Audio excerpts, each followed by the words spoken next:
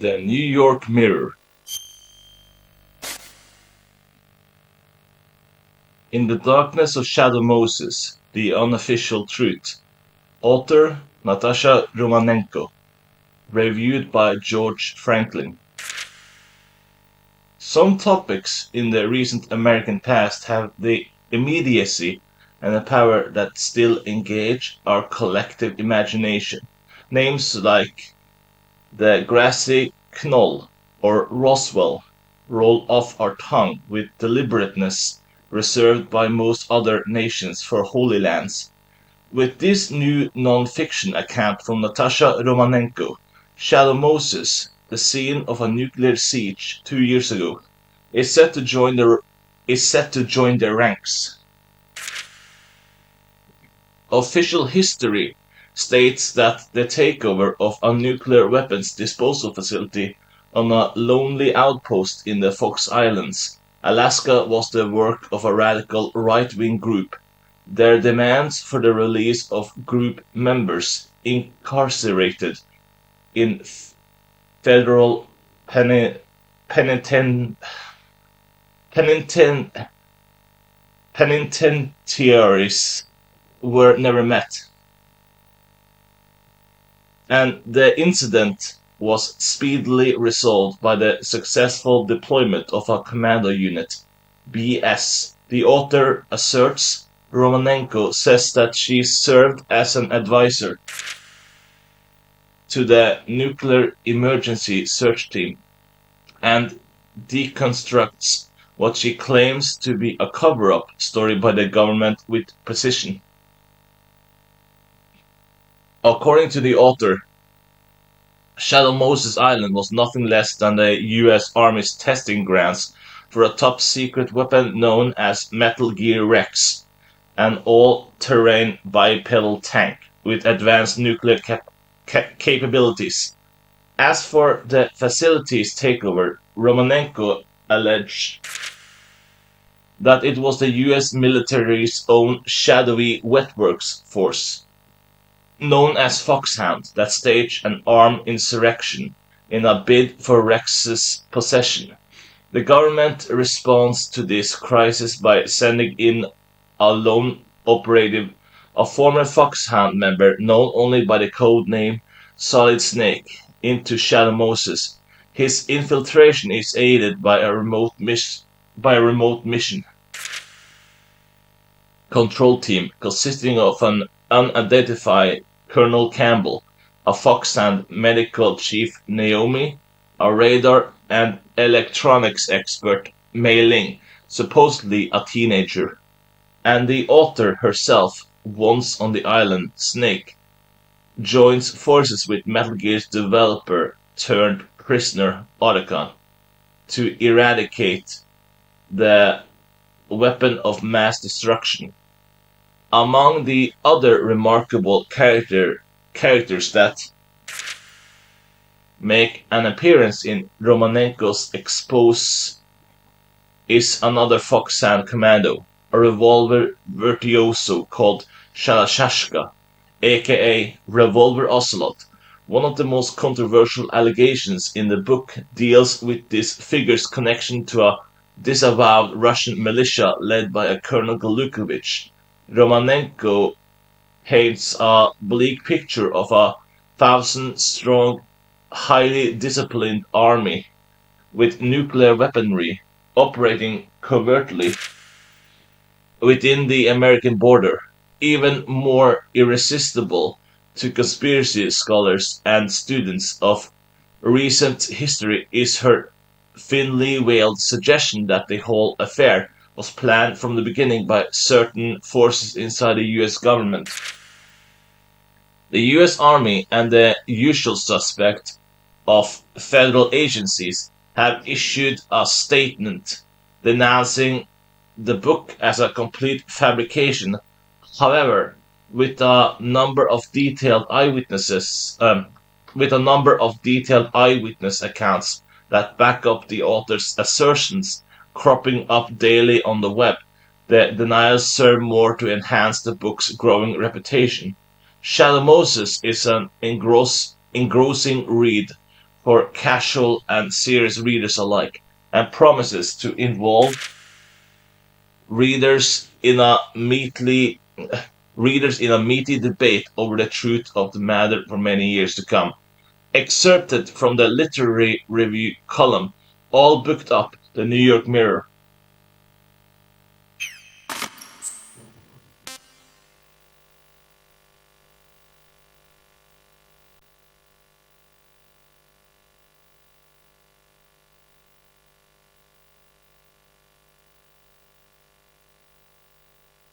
The shocking conspiracy behind Shadow Moses. The Shocking Conspiracy Behind Shadow Moses by Gary McGolden. The island of Shadow Moses lies due north of Alaska's Fox Islands, deep in the Arctic Circle. Above one of its rocky cliffs stands a cabin normally used for meteorological surveys, and it was here that I found myself.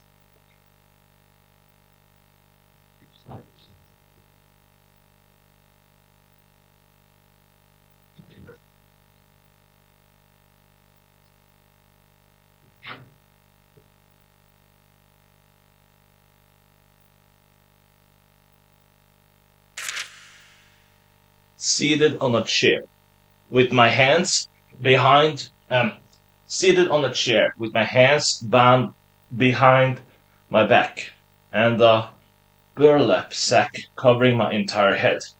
A blizzard rages outside, and the cabin was a dark, silent patch, somewhere inside the storm.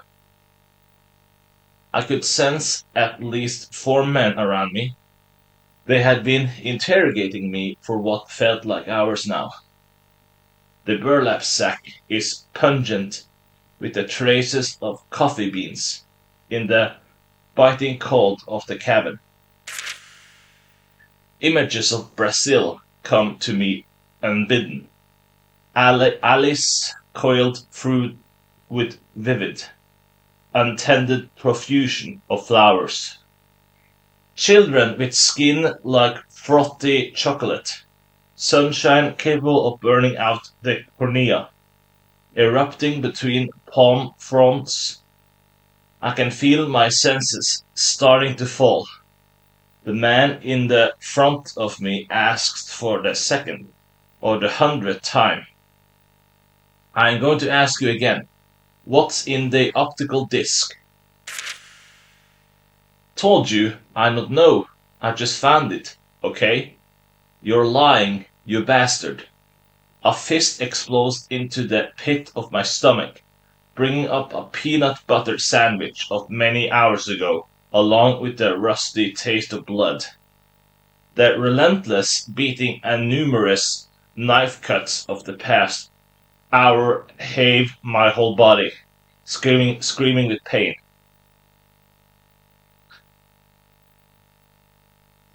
But I refused to tell them what they wanted. I had too much invested at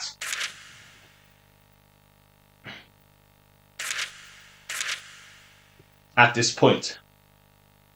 Too many days of dangerous investigation into the story of a lifetime.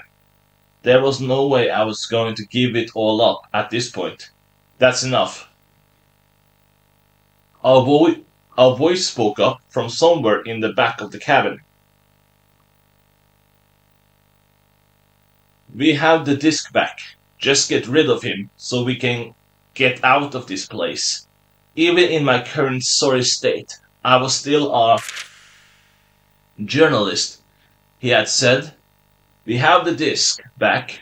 That meant that my hosts were the original owners of that optical disc. The last piece of the puzzle was in its place. I knew beyond a shadow of doubt that everything recorded on the disc was true, and that the conspiracy I had suspected did in fact exist. At that moment I heard a window shatter. The raging storm outside seemed to gain entry to the cabin in an instant, and I heard thin screams from the captors. that encircled my chair. The next second, they had already fallen heavily onto the floor. The brief confusion ended before I regained enough presence of mind to even panic.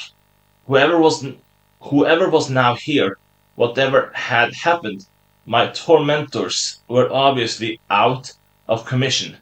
But now I could hear measured footsteps approaching across the floor.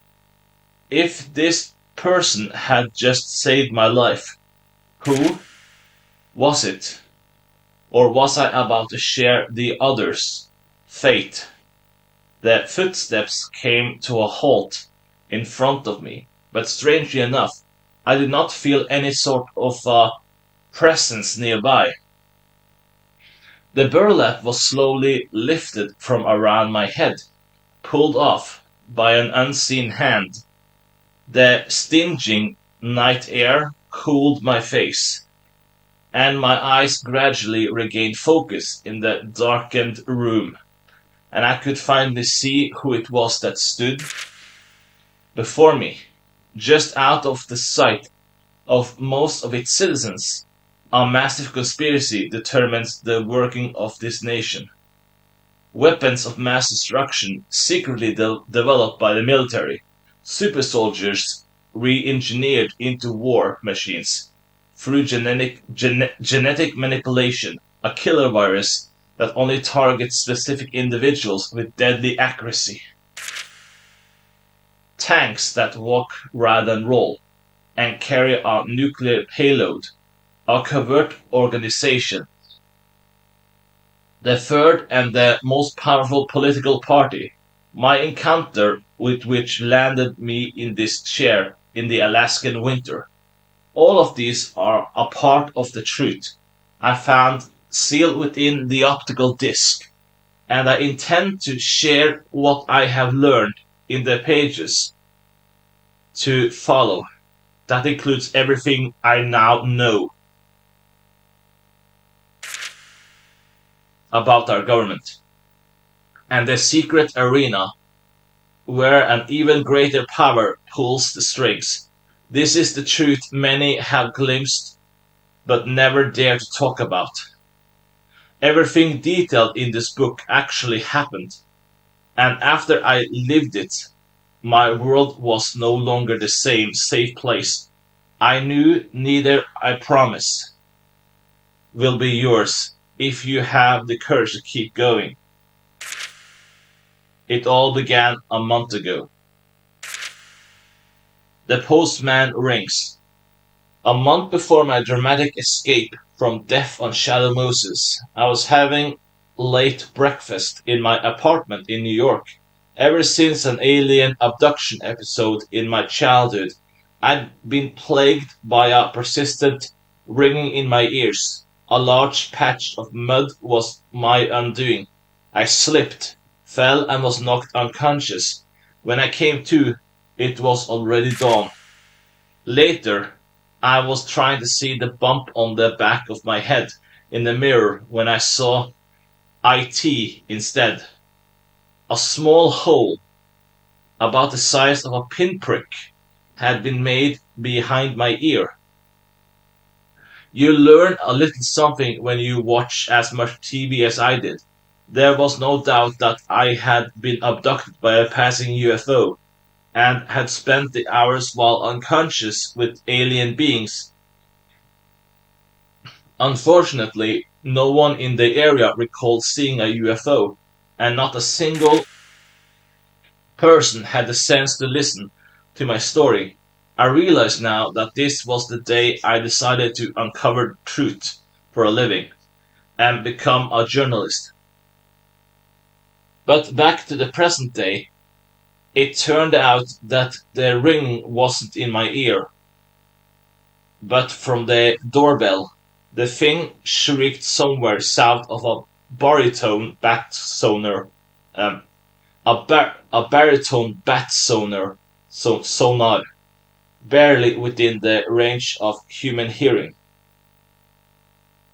Blame the mangling it took from a particularly displeased visitor.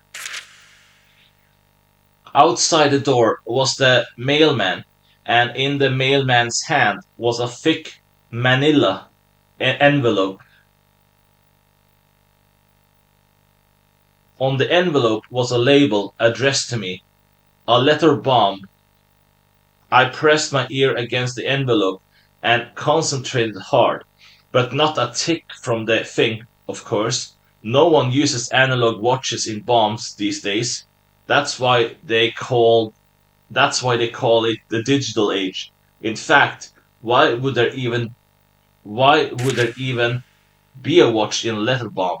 The point is that the unlucky recipient opens it and the bomb goes off, which means that it's actually the completely silent envelopes that are dangerous. I knew that opening that flap would send my eggs to the big omelette in the sky, but you don't get to be an investigative journalist for thinking inside the box. I tore through the bottom of the envelope. Instead, rip. No! The contents of the suspicious envelope dropped to the floor with a lightning speed. In this world, you can never be too careful. Let this be a warning to you, readers. When circumstances compel you to open an envelope from the bottom, turn it upside down first, as a rule. I discovered objects fall down, and this is what happened to the contents of my little envelope. Straight down into a half-eaten depth of a delivery pizza forgotten on the floor. I don't recall when exactly this food item arrived on these premises, but the thing was definitely a museum piece by now. Fortunately, it wasn't a bomb, but an optical storage disc, now liberally smeared with peanut butter. The disc was the kind that comes in a clear plastic casing, through which the rainbow sheet of the circular unit shone. I gazed into it a while, thinking of the UFO from that fateful day. Anyway, I fished the optical disc out, noting the lack of a label. A quick wash at the sink got rid of the crud it had accumulated. The disc was drying by the window as I hunted through the now harmless envelope for clues. A single sheet of circus paper was stuck to the inside, and it read, "From the desk of Max Smithson, Editor-in-Chief, Mega Surprise Magazine. I'm mailing you this optical disc that was sent to the edit department. It's right up your alley. See if you can turn up something more. We'll do a book if you get enough stuff together. This is your chance for a comeback. So don't screw it up. Max is an old friend and used to manage most of my book deals way back when we hadn't seen each other much since I gave up writing. Not that he has the right to tell me about comebacks and screwing up, but I find myself growing excited by the prospect of writing another book. But there was a problem, and it was a big one. How the hell was I going to get to the disc's content? The shocking truth within. My next door neighbor is a starving college student, and I hit him up for the use of his computer now and then. I banged on his door and screamed repeatedly until he shuffled up to the door half asleep. Once inside, I made a beeline for the piece of junk and stuck the disk into the drive. The icon appeared on the display with a gentle whir, whir, display with a gentle whir. The file name read, "In the darkness of Shadow Moses," but an urgent click on the icon only brought up an error message. What nefarious scheme was this? What secret encryption was preventing me from accessing the data? I clicked again and again with the same result, and started to gnaw on the keyboard in frustration. The starving student came running over, wailing about his equipment. He typed in some Moonman language, avoiding patches of my spit, and cheerful application um, a frighteningly cheerful application startup screen appeared on the display. Then, lo and behold, I finally laid my eyes on the dense mass of text. The contents of the disk. At the very top it read, "In the Darkness of Shadow Moses" by Natasha Romanenko. The starving student was being scholarly and trying to read the text over my shoulder.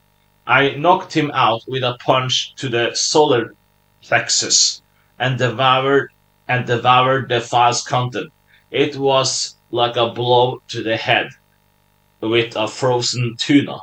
My brain was reeling from the shock. The file was full of wild stuff, top secret conspiracies, incredible genetic experimentation, cold blooded military deployment of classified weapons. This was the most incredible stuff I had ever come across. The unofficial facts according to the disc. Most readers should be aware of the series of strange military actions involving an island farther north of Alaska's Fox Islands. Some 2 years ago, some 2 years ago, the island was called Shadow Moses and received a series of well-documented but never explained visits of obvious significance. USS Discovery, an Ohio-class ballistic missile submarine, was ordered away from its designated training area and was confirmed offshore of Shadow Moses Island. It joined an E-3C AVAX that had already and suddenly been deployed to the area, with none other than Jim Houseman, the National Security Advisor, aboard. 16 hours later, six F-117 Nighthawks with a full payload took off from the Jalina AFB for Alaska. Various theories were placed into circulation.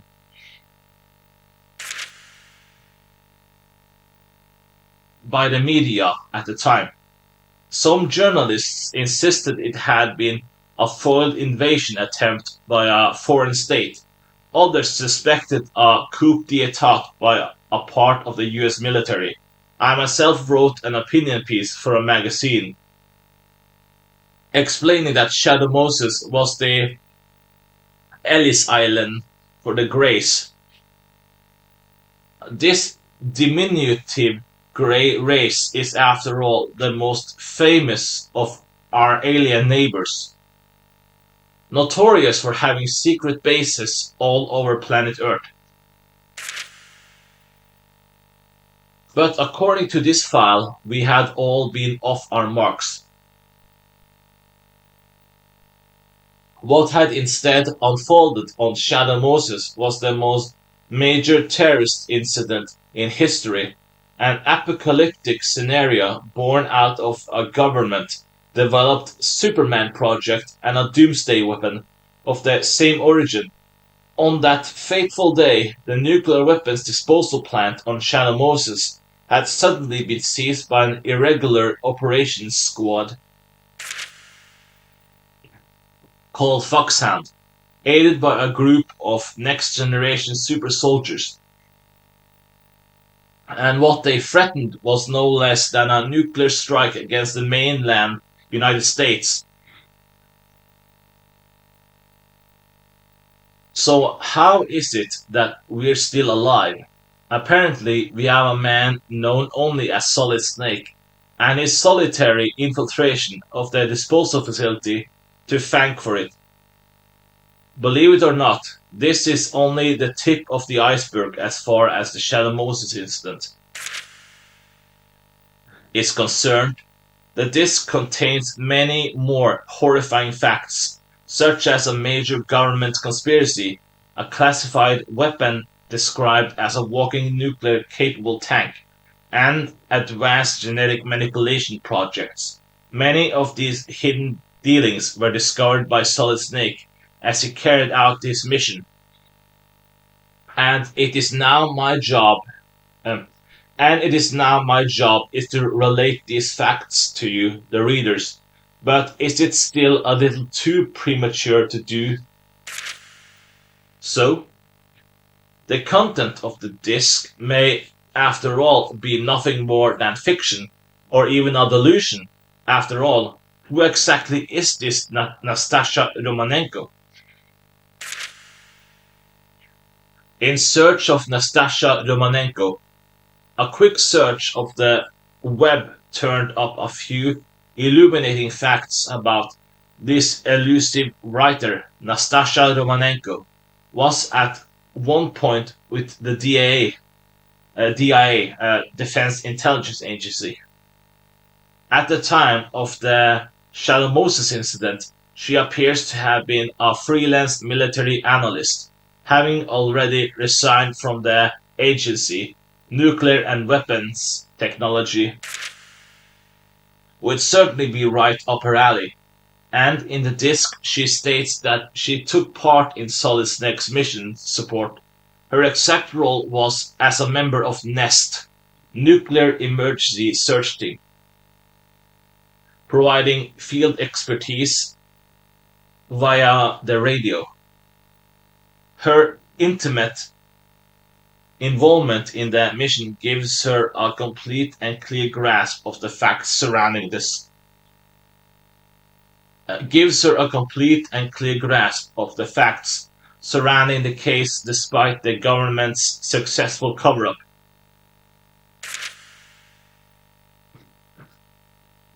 A look at Romanenko's curriculum vitae and body of papers makes her anti-nuclear stance more than obvious. That, along with all the other facts about this person, suggests that unless she suffered a sudden chemical imbalance or is plotting a second career as a Hollywood screenwriter, Nastasha Romanenko does not indulge in expanding conspiracy theories for its own sake. All very interesting. So where is Nastasha Romanenko now? I decided to give Global Elements Inc., the book's publisher, a call. Below is a complete transcript of the conversation. Me. Hello, listen, you leftover carnival prize. What do you know about a woman named Nastasha Romanenko? Whoever it was. Hey, your village called. They want their idiot back. And watch your language, freak. Click. Clearly, they're hiding something. Why else the abrupt response and the hasty hang up? I was on the trail of something important, something dangerous. If the content of the disc was true, this Natasha Romanenko was definitely the woman who knew too much. Her life would be in danger, and she must either have gone to ground or was already dead. That brief telephone conversation spoke volumes. There was a contract out on her life. If this was the price of speaking the truth as described in that disc, the picture was complete. But was everything she wrote really true? I went back to my apartment and packed a bag. I was headed for Shadow Moses. The coldest place. I took a plane out to the northernmost domestic airport and went to see my cousin, John D. John D is a hardcore Alaskan and a big eye tuna fisherman. When I asked him to drop me off at Shallow Moses Island during one of his trips out to sea, he turned pale and a nervous tic started up at the corner of his eye. Shallow Moses, are you nuts? All the other guys say the place is crawling with the military. If you get even close to the shore, they shine these huge searchlights in your face, and some of my buddies even got interrogated once. I felt the sudden chill of fear, along with a certainty that I was on the right track. You're a wuss, you know that. Try being abducted by a UFO. That'll teach you what's really scary. I got a family, you know. I'm not about to go messing around with the man. Okay? You get me as close as you can then. I'll swim the rest of the way.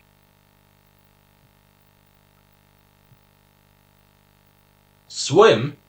You're gonna turn into frozen tuna treat. Don't worry about that. I have an idea. We sailed out for Shallow Moses Island that day. The trip to Shallow Moses. It was colder than the dairy section, and the boat pitched like a subway derailment on caffeine.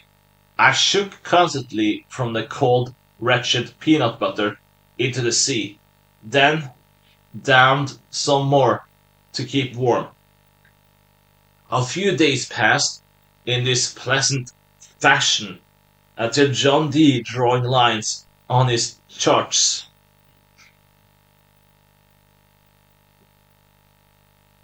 Turned to me. I'm sorry, man, but this is as far as I can.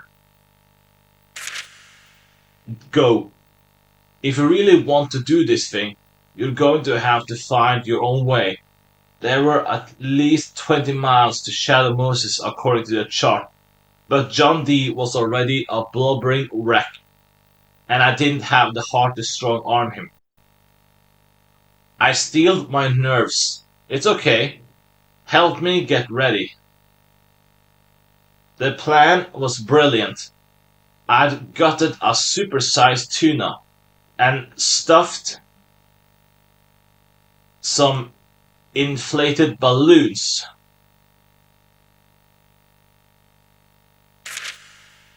inside, along with a small oil lamp to keep the interior toasty.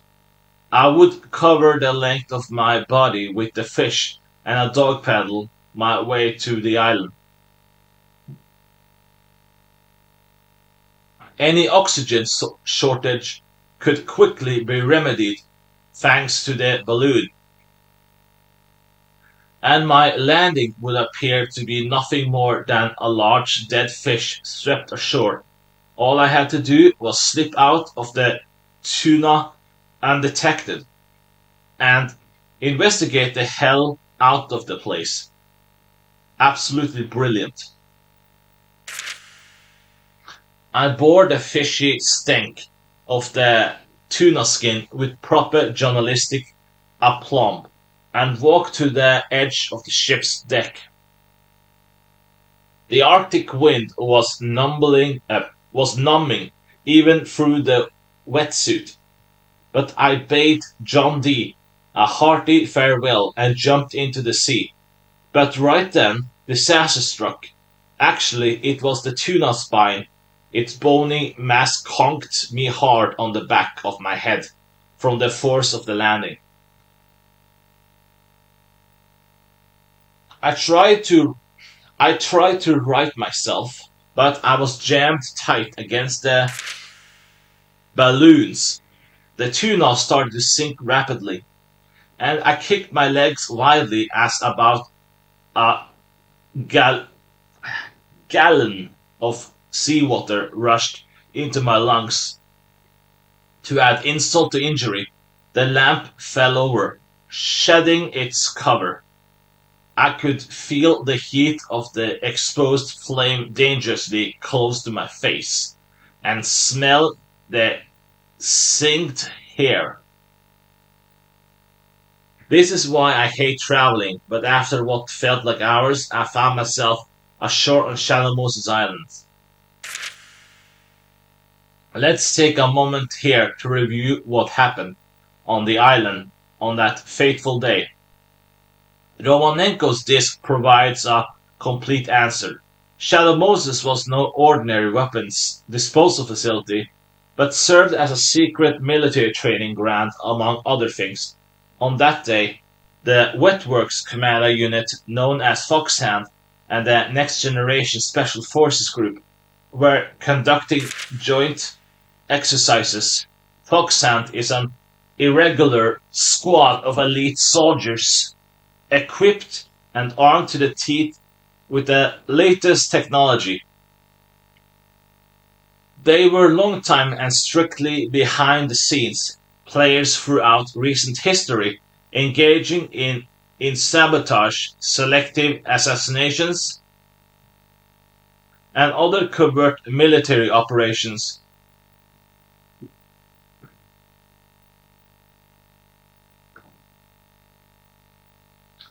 Wherever the wherever the United States could not officially intervene, whether it was a civil war, regional unrest, or other types of low intensity conflict, Foxhound was there. It's unlikely, however, that an average citizen has ever heard of them before. These commandos remain a top secret government project. And then there's the Next Generation Special Forces Unit. This is a cutting edge anti terrorist force newly organized to cope with terrorist incidents, specifically involving weapons of mass destruction, typified in nuclear, biological, and chemical warfare. They draw heavily from former mercenary ranks and are on a diet of rigorous VR training guided by the Force 21 concept. The result is combat cap- the result is combat capability, which is rumored to surpass even those of the Delta Force and Dev Gru, formerly known as SEAL Team 6. Most frightening of all, these soldiers have supposedly been manipulated at the genetic level to increase their combat performance. They were the purebreds among the dogs of war, and they turned on their masters with a surprising demand. Having seized the civilians that were on hand, they demanded that the government turn over to them the body of Foxhound's founder and combat genius, the so-called Big Boss. The government had 24 hours to comply, or a nuclear strike would be initiated. But what would motivate them to make such a demand? And how did they intend to make good their threat of a nuclear launch? With these questions still unanswered, the government decided on a seemingly reckless course of action for this daunting task of stopping a nuclear strike and freeing the hostages from the clutches of these ultimate soldiers. They sent in a single man. His name was Solid Snake, no other than a former member of the now renegade Foxhound, and a legend among mercenaries for single-handedly bringing down the fortress cities of Outer Heaven and Zanzibar Land. Your reaction is probably one of incredulity. Just one guy? You may wonder. They decided to gamble the future of the entire world on a single mercenary. I wholeheartedly agree with the sentiment, but there is more to this mission than meets the eye, as I was later to discover.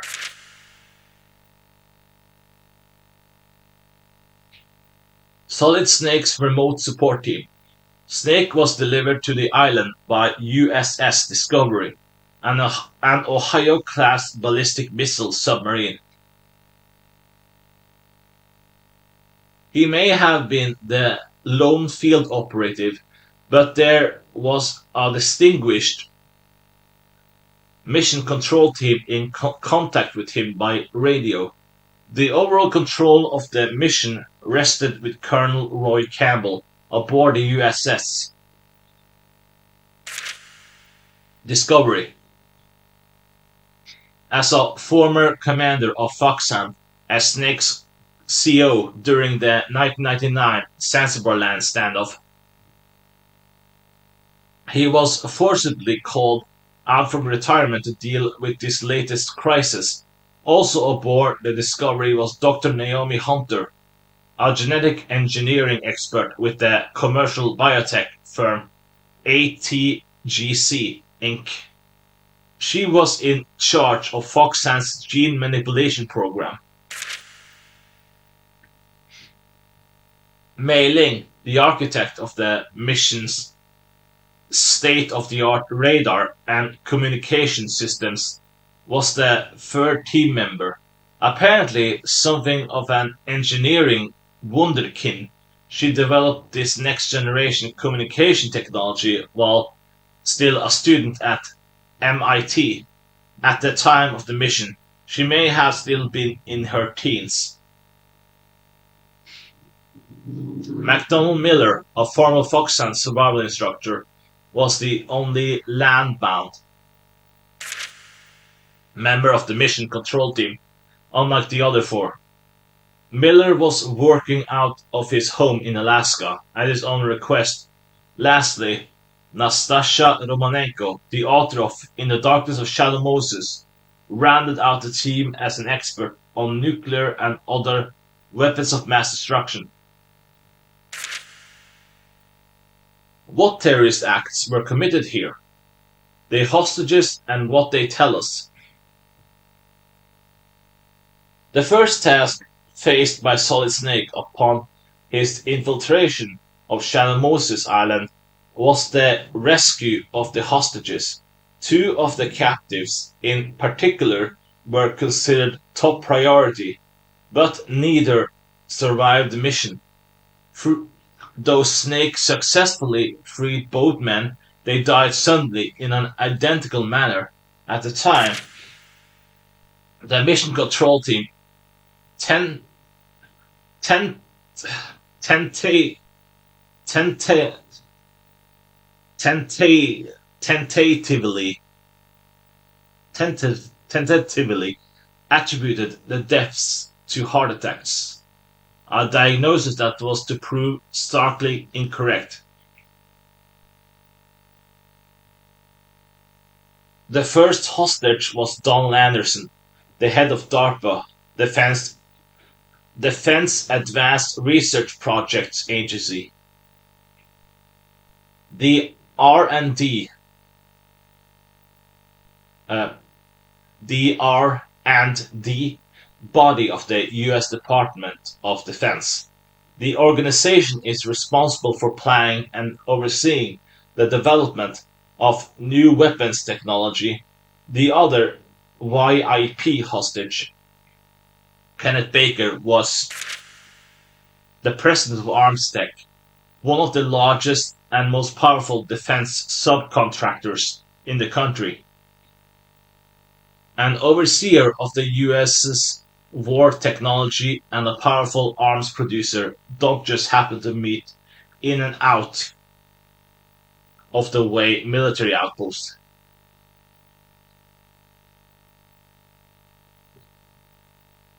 No one reading this account can fail to realize that these two had no business in a nuclear weapons disposal plant, and since neither Anderson nor Baker was in the habit of enjoying winter picnics.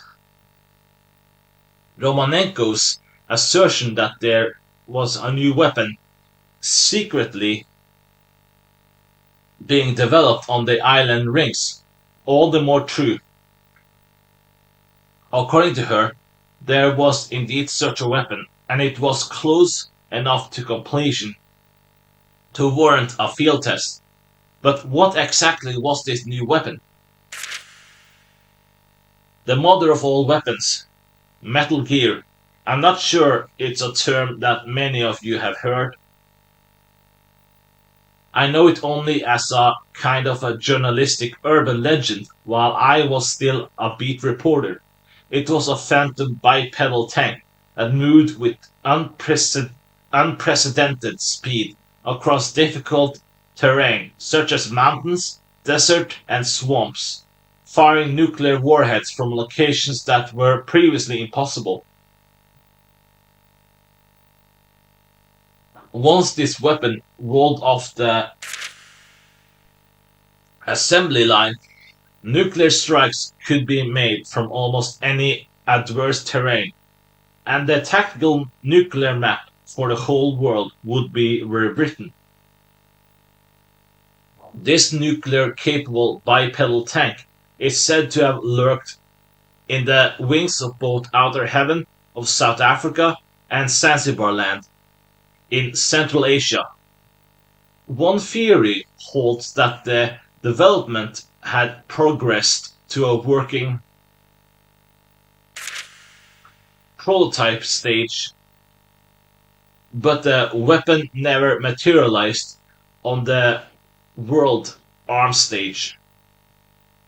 In a strange coincidence or a casual connection, it was none other than Solid Snake who saved the world from the threat of Metal Gear during both incidents.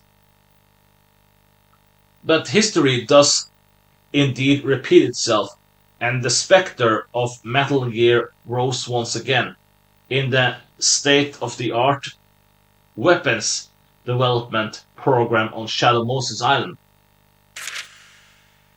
When I reached this point in the narrative, I suddenly checked myself. Wasn't Metal Gear's time effectively over? Ever since the collapse of the Soviet Union late last century, the idea of mutual assured destruction and the arms race to maintain this dangerous status quo had been fading into obsolescence. Obsolescence.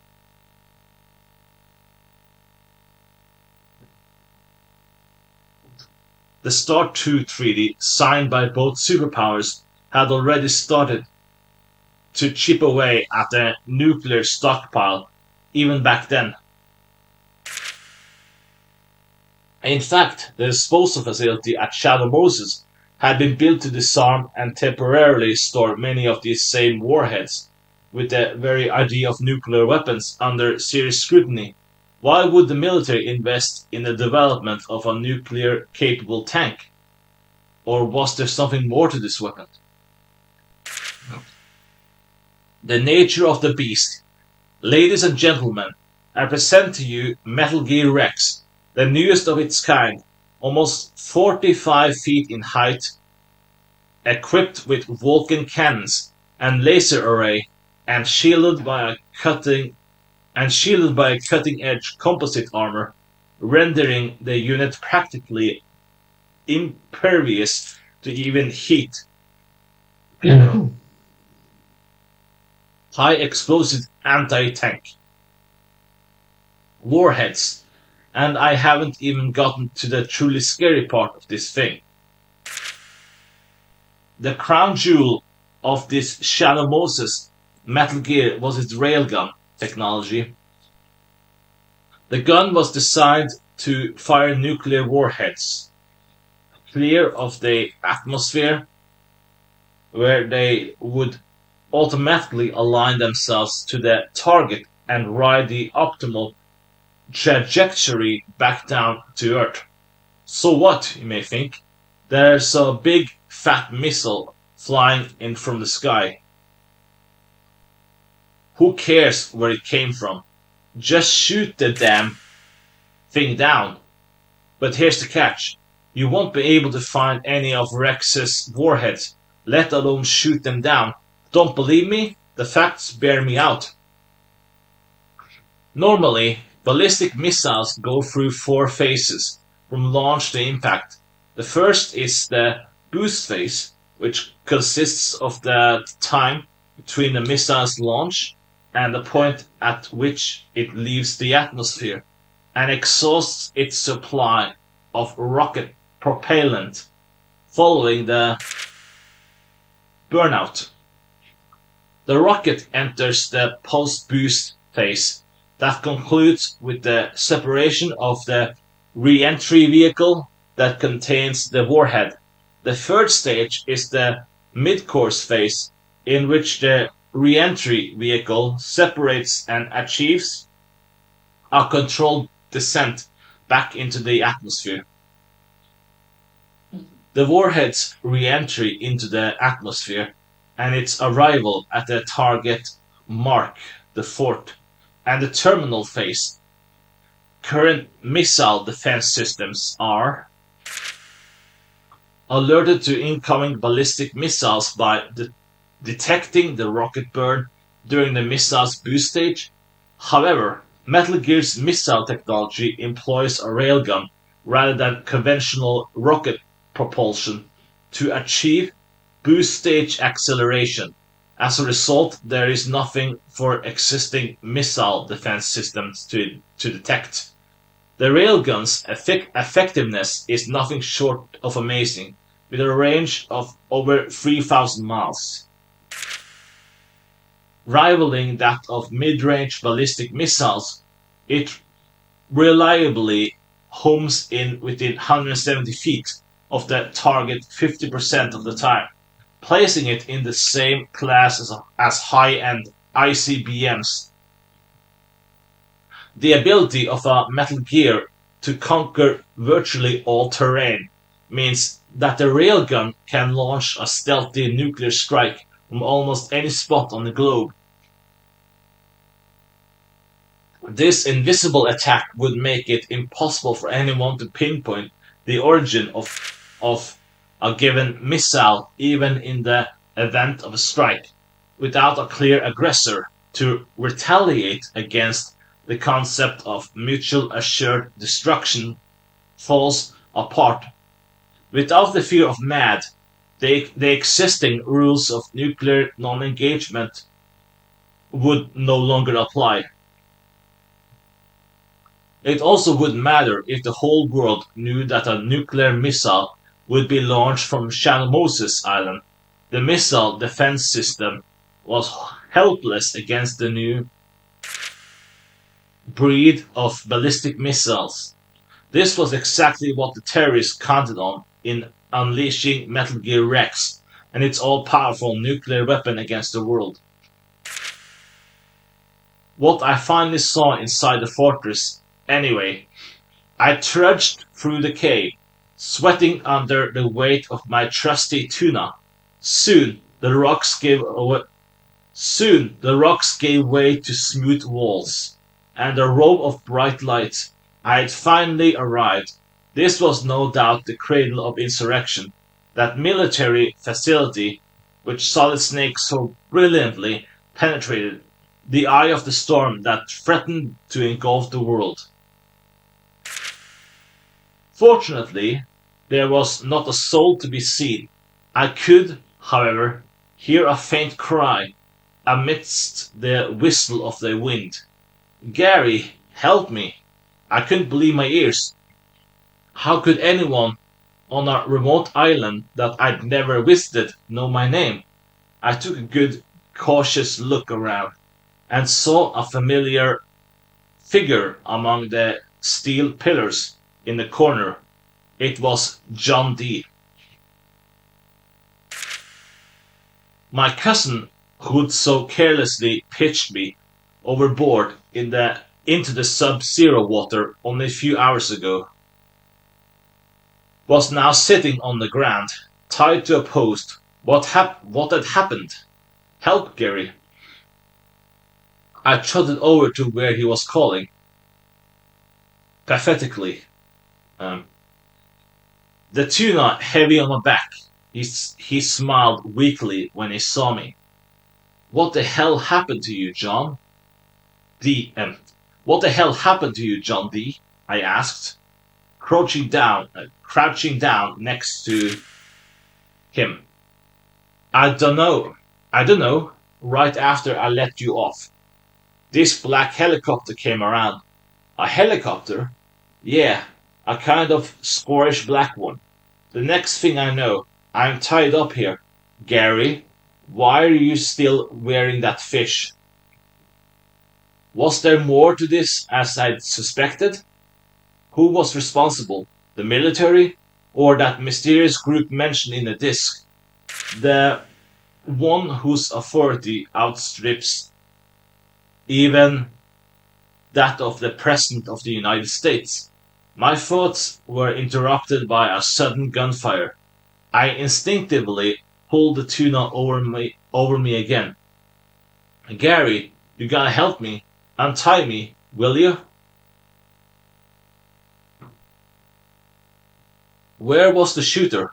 The bullets were wildly ricocheting off the posts, making it impossible for me to pinpoint the origin. If I stayed put, I was dead meat. What should be my next course of action? Untie me, man, Gary. Don't call me Gary. I'm just a tuna. I started to run, dodging bullets and sprinting up the stairs. I was unstoppable, speeding away like a gazelle in a large fish skin. Farewell, cousin John D. There are responsibilities greater than your safety that I must shoulder. Mine is a high and lonely path.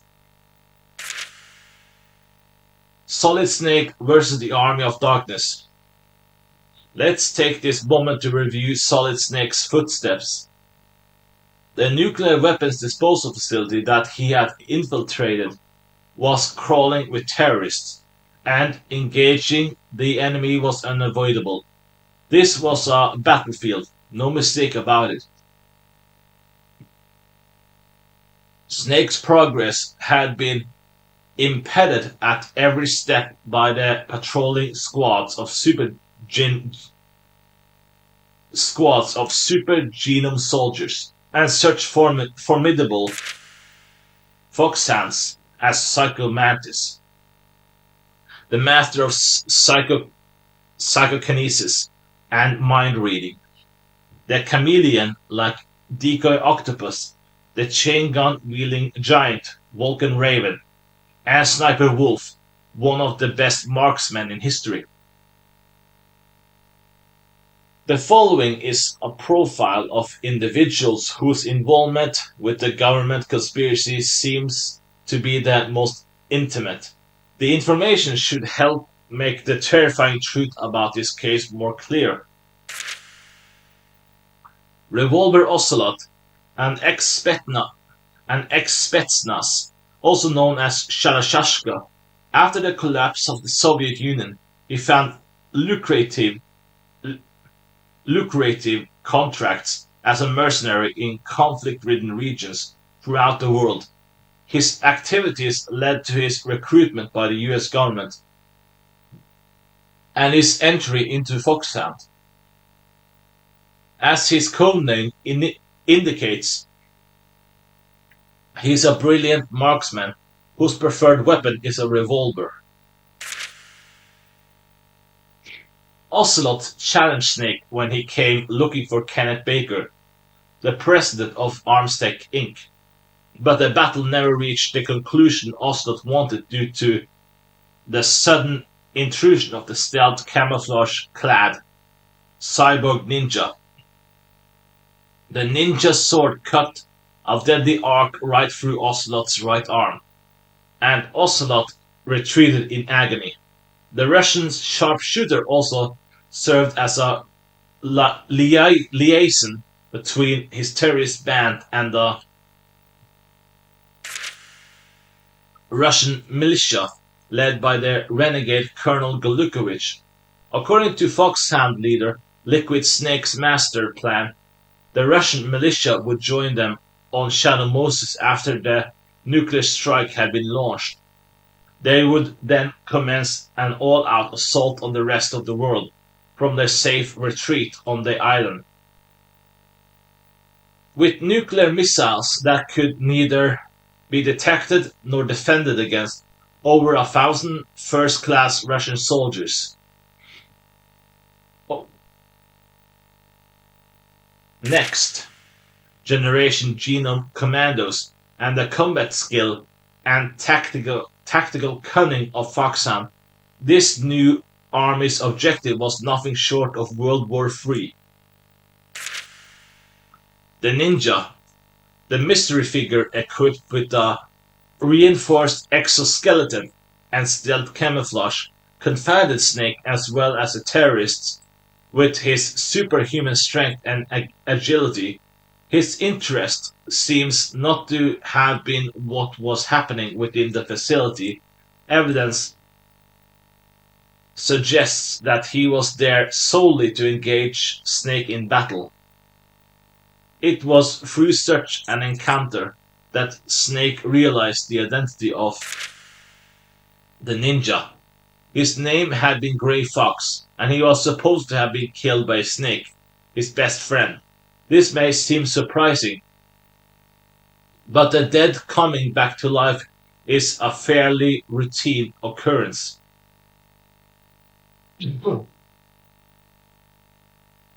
There are examples throughout the world to prove the fact. When a Roland Grace's grave was relocated in 1952, there were deep gouge marks discovered on the inside of the Hungarian farmer's casket lid. It looked as though the dying man had tried to claw his way out of the coffin. On a brighter note, a Japanese man called Jinemon Natakama walked out of a stalactite cave in 1914, a full 10 years after he had gone missing while exploring the same cave.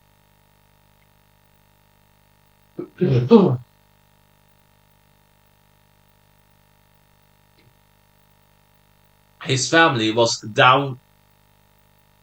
um, his family was doubly astonished to discover that he had apparently not aged a day since they last saw him. All this makes complete sense to me, and it should to you as well in a moment. 2 words: pyramid power. I have no doubt that Grey Fox was forced to undergo the same revival process by military scientists in the course of their horrific genetic experiments. Liquid Snake. I know exactly what you are thinking as you hear the name of the man who led the Shadow Moses uprising, and my answer is yes. Solid Snake, our hero, and Liquid Snake are none other than twin brothers. They are not, however, twins in the usual sense. This is yet another manifestation of the US military's dangerous love affair with genetic engineering. The two snakes are fighting machines created through the so-called project Les Enfants Terribles. The rumors that the government is attempting mass production of super soldiers are numerous and persistent. Just the other day, I came across something called D People EO, a humanoid combat droid.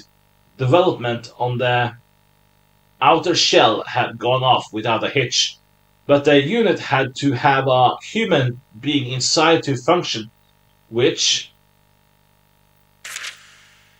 decreased its utility somewhat. The military finally realized the fact late in the game, and pulled the plug. There was also a plan to use a well-known psychokinetic psychokinetic psychokinetic DNA material to breed an army of gifted soldiers. Unfortunately, someone pointed out that there is indeed no spoon, at least not in a normal combat situation. Solid and liquid snakes, however, were successfully created from their father, Big Boss genetic material. They were literally born to be extraordinary soldiers, and it was no surprise that when they finally met, the result would be a titanic confrontation. What I saw on the roof, I hauled myself and the tuna up the steps, dodging the invisible sniper. The spiral staircase seemed to go on forever, just as I was about to give up the climb. I saw the exit to the roof. I pulled open the door and lurched into the faintly lit gloom. The sub-zero wind felt soothing on my overworked body. I laid the tuna down and sat down next to it, trying to catch my breath. The enemy may pursue me, even here, but I had nothing left in me to run with. I pulled out my hip flask of peanut butter and bourbon and took a long swig. The fiery liquid slid down my throat, hot and thick. Peanut butter is my Waterloo. When I was a kid, I was a wuss who couldn't eat peanut butter like other red-blooded children. One day, I decided to confront this weakness of mine and put myself on a peanut butter overload. Anything I put in my mouth had to have peanut butter on it. I piled the stuff on everything from chili dogs without onions, my favorite dish, to spearmint gum to my first girlfriend's lips. The the inevitable result was that I came to hate peanut butter. It didn't. Ah, if I didn't much like it before, I now loathed it with abandon. If I could gather the entire world's supply of peanut butter and dump it in the Bermuda Triangle, I would. I would. As it is, all I can do is eat as much of the stuff as I can. Peanut butter, I will always hate you. How does that song go? And how does that song go? And I will always hate you. No, that's not it. Will always. It must be another song I'm thinking of. Can't remember. Snow is starting to coat my shoes. Where was my tuna? Oh, there it is, right next to me. Bright light in my eye. Now I remember what day it is. June 24th. The anniversary of my UFO abduction. Why am I so sleepy? And what is it? And what is that sound? It was a chopper, a squarish black one, and it was coming closer. Foxdie, the secret assassination virus.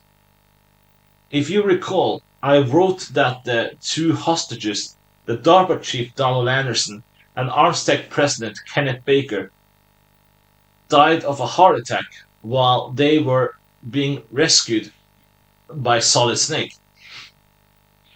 The actual cause of their death, however, was a specially engineered assassination virus called Foxdie. Foxdie is a retrovirus that kills only a select people. Its development was passed on to Naomi Hunter from her predecessor. Once Foxdie finds its way, into its target system. The person dies almost immediately. It's practically a viral equivalent of spontaneous human combustion.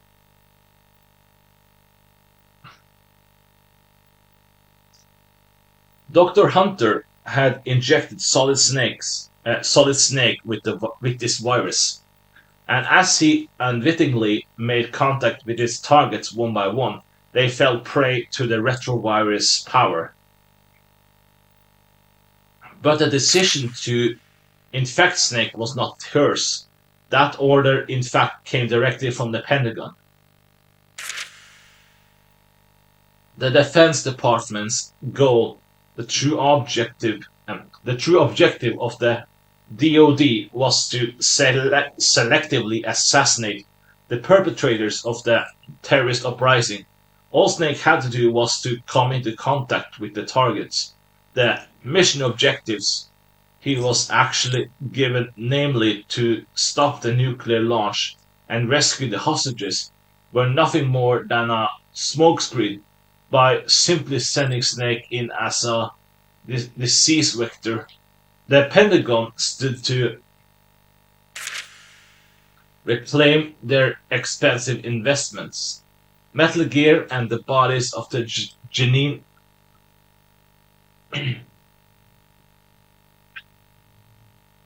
Metal Gear and the bodies of the gen- genome soldiers with little risk of damage.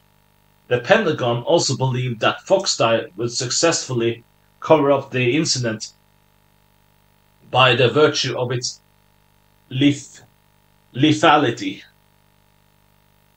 However, Naomi Hunter's re-engineering of the virus cast grave doubts on the reliability of Foxdie itself, even though the nature of her manipulation was unknown.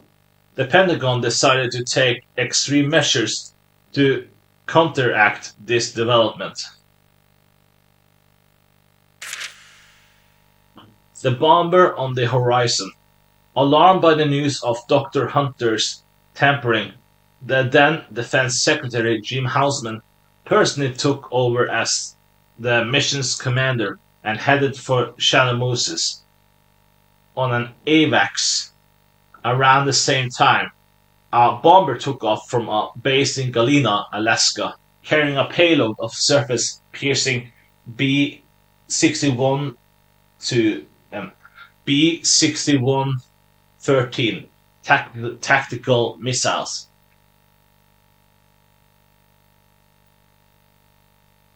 The Defense Secretary had decided on a more direct approach to cover up fighting nuke with nuke. It was a rationale that smacked of a return to the arms race.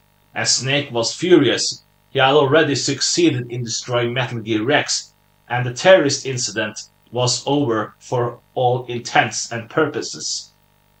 Was a nuclear airstrike to be his price for accomplishing all this? As it turned out, the airstrike never happened. Somebody had countermanded Jim Houseman's orders. You may think that the only person with the authority to override the orders of the Secretary of Defense was his Commander-in-Chief, the President of the United States, but like most things in this account, the truth is far from obvious. The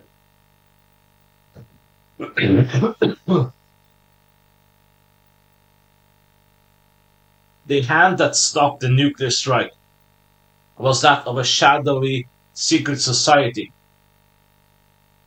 But what kind of a group is it whose power outstrips even that of the American presidency? The face of the enemy. When I came to, I was sitting in a weather station cabin with a burlap sack on my head and my hands tied behind my back. So this is the way it ends, I thought dimly. I haul myself all the way out to this pimple on the Arctic and die at the hands of an invisible executioner, without finding out a thing. One of my captors moved in closer and started to rummage through my inside chest pocket. I cursed inwardly. This was where I carried Nastasia Romanenko's disc, the entire account of the Shadow Moses incident. My policy is the best way to ensure that something doesn't get stolen is to have it with you at all times. Clearly, I needed to reevaluate that one. The man easily found and seized the disc.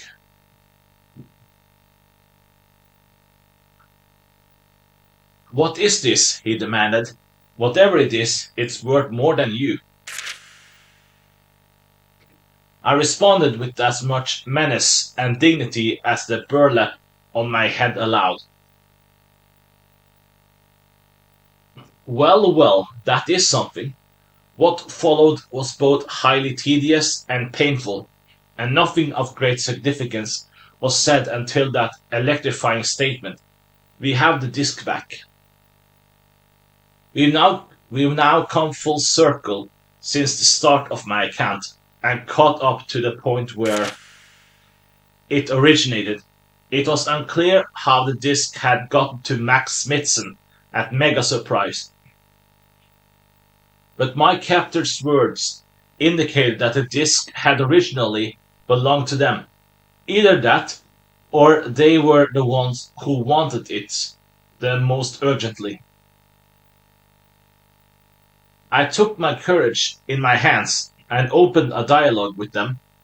Yo, you guys happen to be that secret society whose power outstrips even that of the American presidency?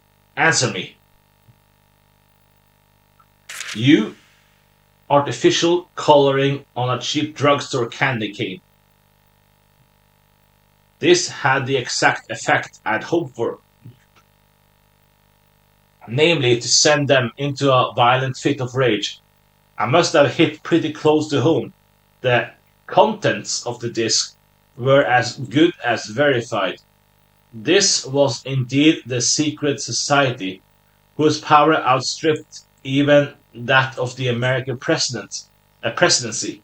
In my delight, I hardly paid attention to the obscenities that were being screamed at me,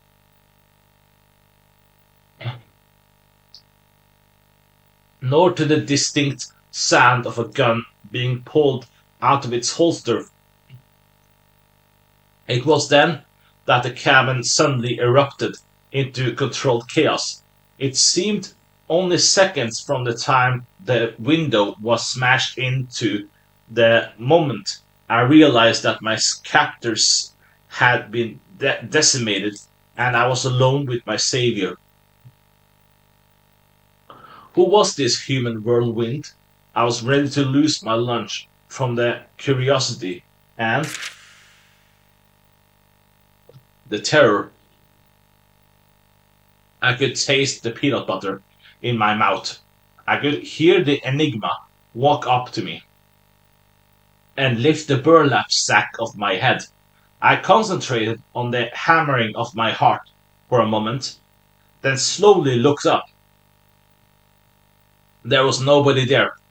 I could see nothing, sense nothing, but someone was untying the ropes biting into my wrists. Invisible hands placed themselves on either side of my head in a strange parody of a coronation. They deftly removed the bandana I had earlier fashioned into a clumsy bandage for my bruised head. The faded piece of cloth was not my own, but a flotsam found on the beach. I reached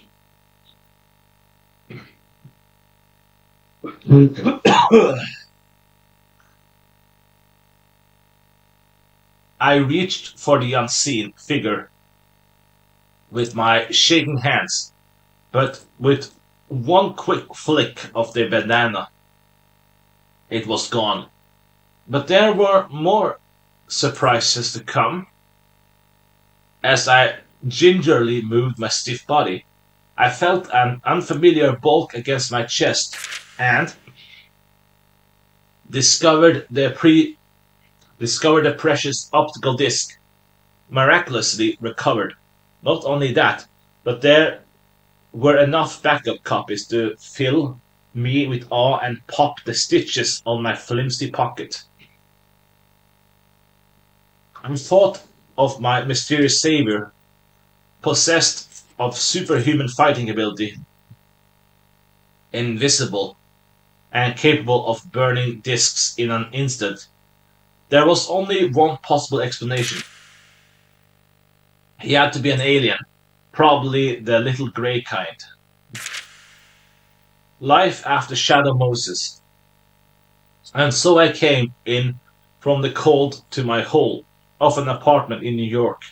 My trusty Tuna beside me, the landlord mentioned that my neighbor, the starving student, had gone missing recently. It could be that I was nosing around the wrong information from his machine.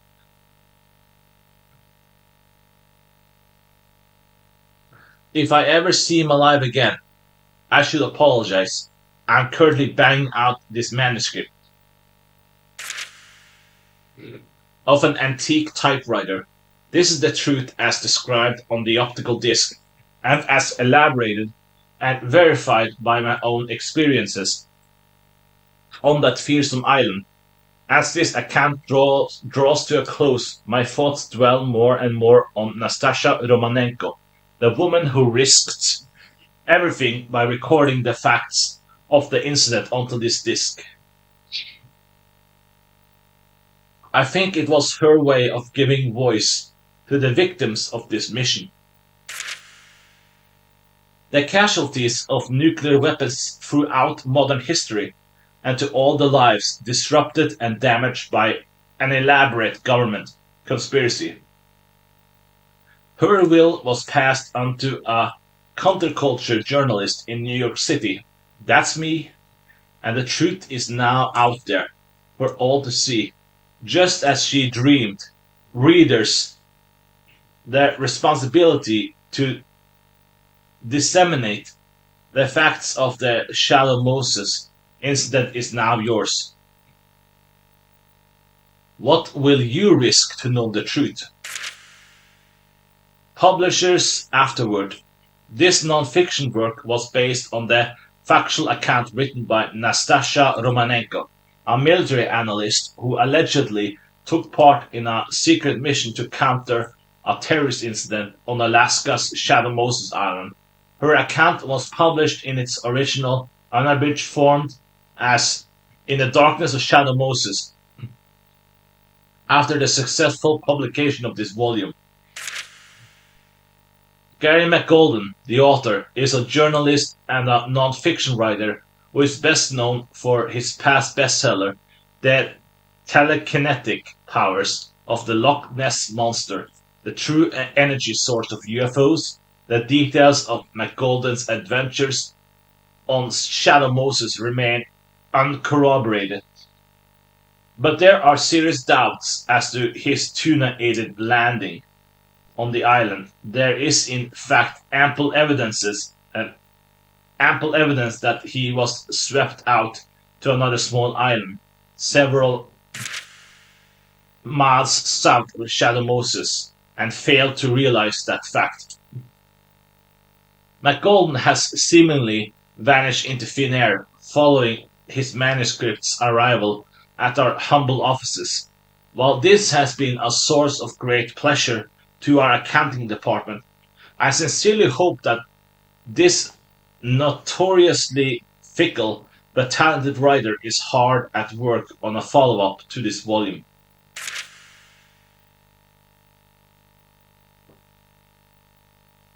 Though certain aspects of the book require further fact-checking, this alone should not dissuade you of the veracity of many of its main assertions, nor should you dismiss the contents of Nastasha Romanenko's disc.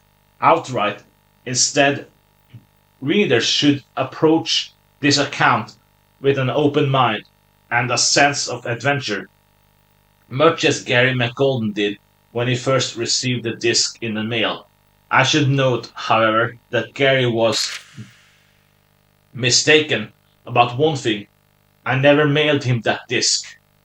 Max Smithson, editor in chief, Mega Surprise magazine.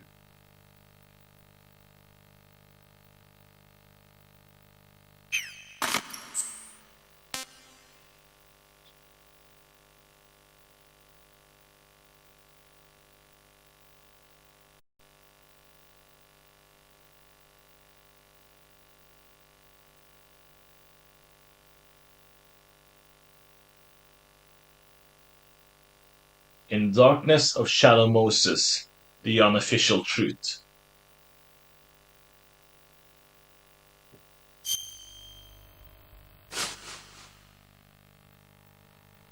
I dedicate this book to the casualties of Shadow Moses, as well as to all those who suffered the tyranny of the nuclear weapons and to Richard Ames. Nastasha Romanenko. Prologue. Shadow Moses Island. XX. XXN. XX. XXW. Even the local fishermen rarely venture to this outcropping of land. Yet the incident of all incidents took place on this remote isle. North of Alaska's Fox Islands, a number of confirmed facts undermine the US government's denial of the entire affair. Among those are the sudden appearance of the Ohio class nuclear submarine USS Discovery of Shadow Moses.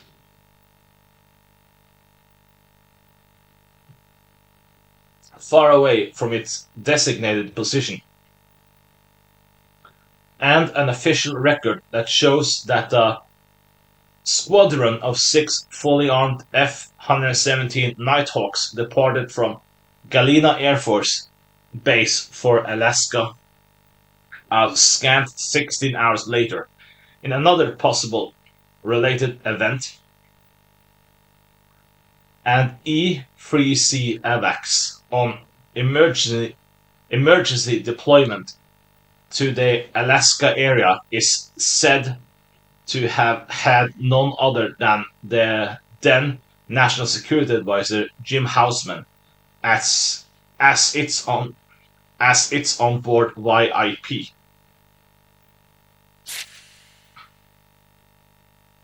What exactly happened on Shadow Moses? There was no lack of rumors to account for this series of unusual military activities. An armed incursion, a coup attempt by a branch of the military, and other theories made its way to the public table. I can state unequivocally that none of them came close to the truth. What actually took place was the single greatest terrorist incident in modern history. It was an act of political violence on a scale the world had never seen. A blow that threatened to send the Damocles sword of nuclear warfare into a free fall. Most significant of all, the attack stemmed from several so-called black projects, which the US government had been conducting in top secret, away from public scrutiny. I have in my hand 2 optical discs. One contains the entire record of events that took place on Shadow Moses Island that fateful day, the takeover of a nuclear weapons disposal plant by an armed group. Other key points of this incredible record are the identification of the perpetrators as the government's own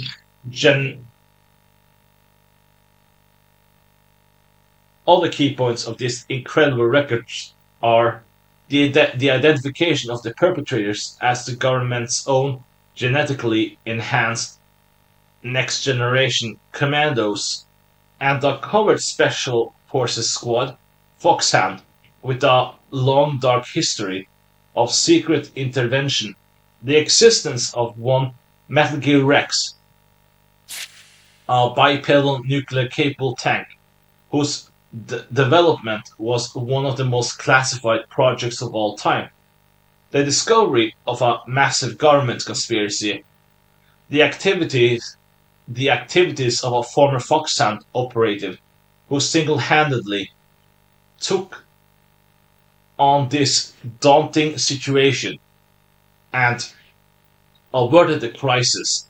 A man who is known only by his codename, Solid Snake.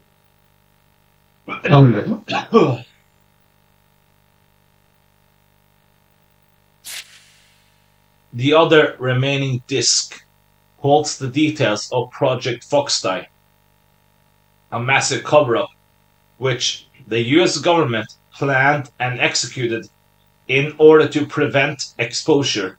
There are, after all, forces within the US government who seek to maintain the military power structure established in the last century and will not hesitate to res- resist, resist, resist, resist, resuscitate the terror of nuclear arms in order to achieve that end.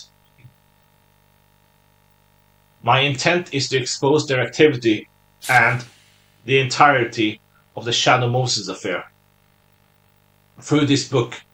Only then can we hope to free the coming generations from the damnosia hereditas of the 20th century nuclear arms race.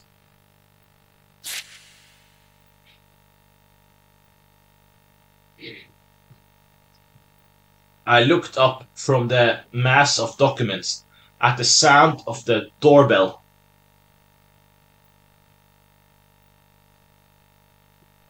On the monitor in front of me was a half-finished status report on the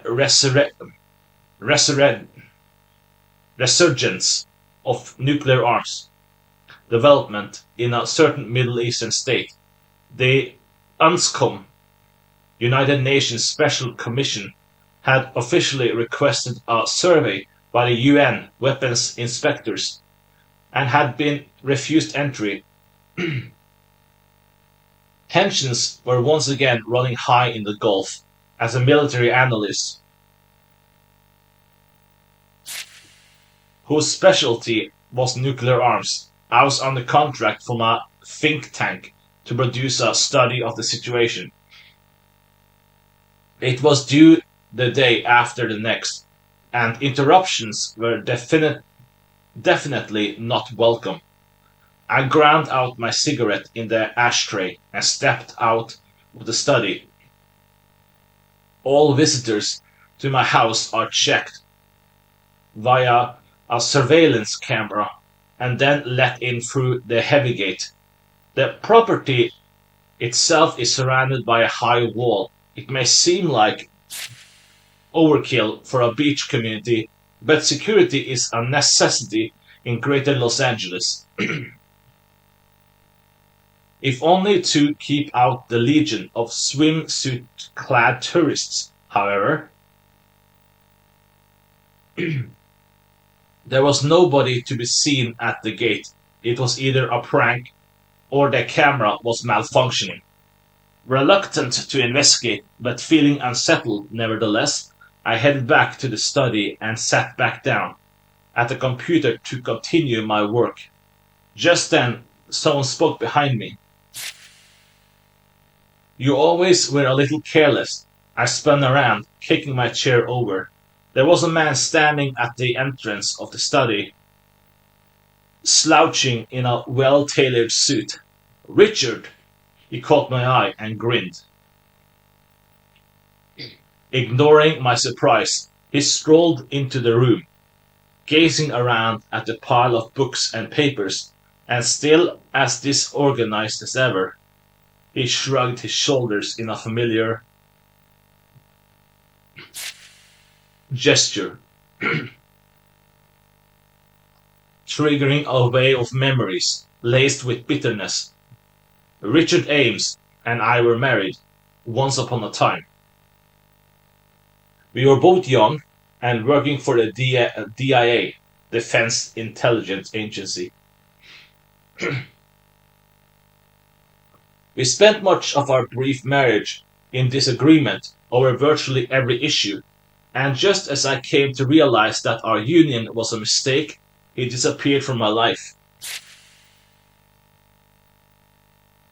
A while later, I received the paperwork for divorce from his lawyer. There was a generous alimony offer involved, which I refused. Not only did I find the thought of owing him anything intolerable, I also wanted to prove that he was not the only one who could walk away without an explanation. The divorce was finalized without us ever meeting face to face, and we were legally strangers once again. In the 5 years since I quit the DIA and became a freelance analyst, I had not seen Richard at all, nor even heard of his whereabouts. How did you get in here? I demanded, after all, attempting to scale the wall or force the front door would immediately trigger the security system. But he refused to be ruffled. If you're gone If you're going to use a flimsy lock like that, may as well not bother. I'd recommend a more professional security setup. Does the term breaking and entering mean anything to you, Richard? You know, law isn't my field of expertise. He replied nimbly, and peered over my shoulder at the report on the computer display. Radioisotope projectile separator, uranium 235, production feasibility for high-speed gas centrifuge. This must be about that Middle East nuke development. Looks like your career is going well. That's great. I pushed Richard aside and asked him flatly, what do you want? He took a step back and regarded me with a slightly mischievous smile. What? You afraid I came back to give us another chance? He let the silence linger as if to relish my reaction. Then, suddenly formal, he continued. It's an official request from the DIA. He placed a folder on the desk. I'm asking for your cooperation as a member of NEST. NEST stands for Nuclear Emergency Search Team, a group that operates on the Department of Energy budget. It was established in 1974 to provide technological support to the FBI in areas of intelligence, investigation, site securement, damage containment, and medical response during incidents involving criminal threats of nuclear weapons use. Call it a band of experts on nuclear terrorism, if you will. NEST consists of independently contracted scientists from federally funded research entities like Los Alamos and Lawrence Livermore, and military specialists from groups dealing with nuclear arms issues. I happen to be one of the latter group. Richard was opening the file folder. You've heard of Shadow Moses Island, I assume. I nodded assent. I had indeed heard of the remote place north of Alaska's Fox Islands. Though it was hardly public knowledge, the island was home to a nuclear weapons disposal facility. According to the terms of the START 2 Strategic Arms Reduction Treaty, the total number of tactical nuclear warheads owned by the US and Russia were reduced to somewhere between 3,000 and 3,500 in the later decades of the 20th century. The outcome was a massive number of warheads in need of disposal when there was already a shortage of storage space for radioactive materials. As a result, warheads had to be kept somewhere before they could be dismantled and their radioactive elements extracted for long term storage. The Shallow Moses facility was the answer. It was the crystallization of the forces of nuclear proliferation, political engineering, that gives preference to delaying a solution rather than producing one, and a hidden military agenda that preserved what it could of the old nuclear stockpile. Richard took out several photographs from the folder and handed them to me.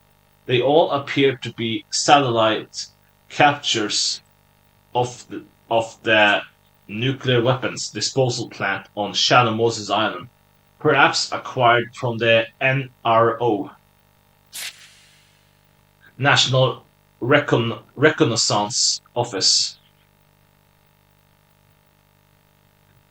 There were multiple human figures around the building structures. Richard broke the silence. The disposal plant was seized by terrorists. I looked up sharply at the news, but his next words left me speechless, and the ringleaders are Foxhound members. An irregular team of the best commandos the military has to offer, armed with cutting-edge technology. That was Foxhound, the best of the best and completely unknown to the public they ostensibly served. Their function was to intervene in the kind of low-intensity conflicts the US could not officially touch. They were the shadowy soldiers of numerous regional conflicts and civil wars.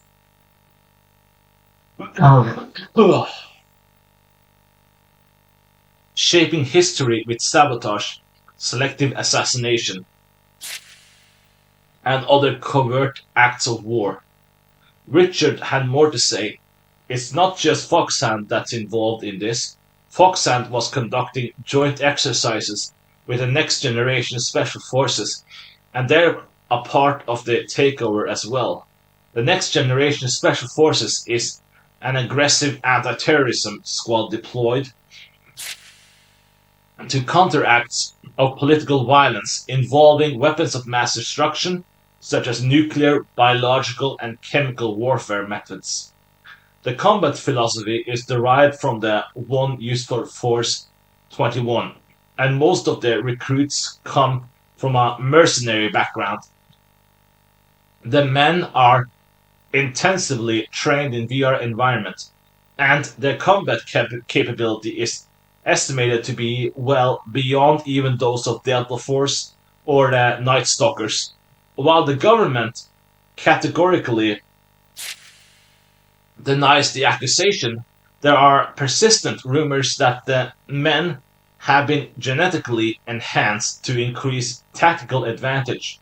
Foxhound and the next generation special forces, they were without a doubt the most skilled group of fighting men produced by the US, and they had hijacked a nuclear arsenal. Richard had more bad news.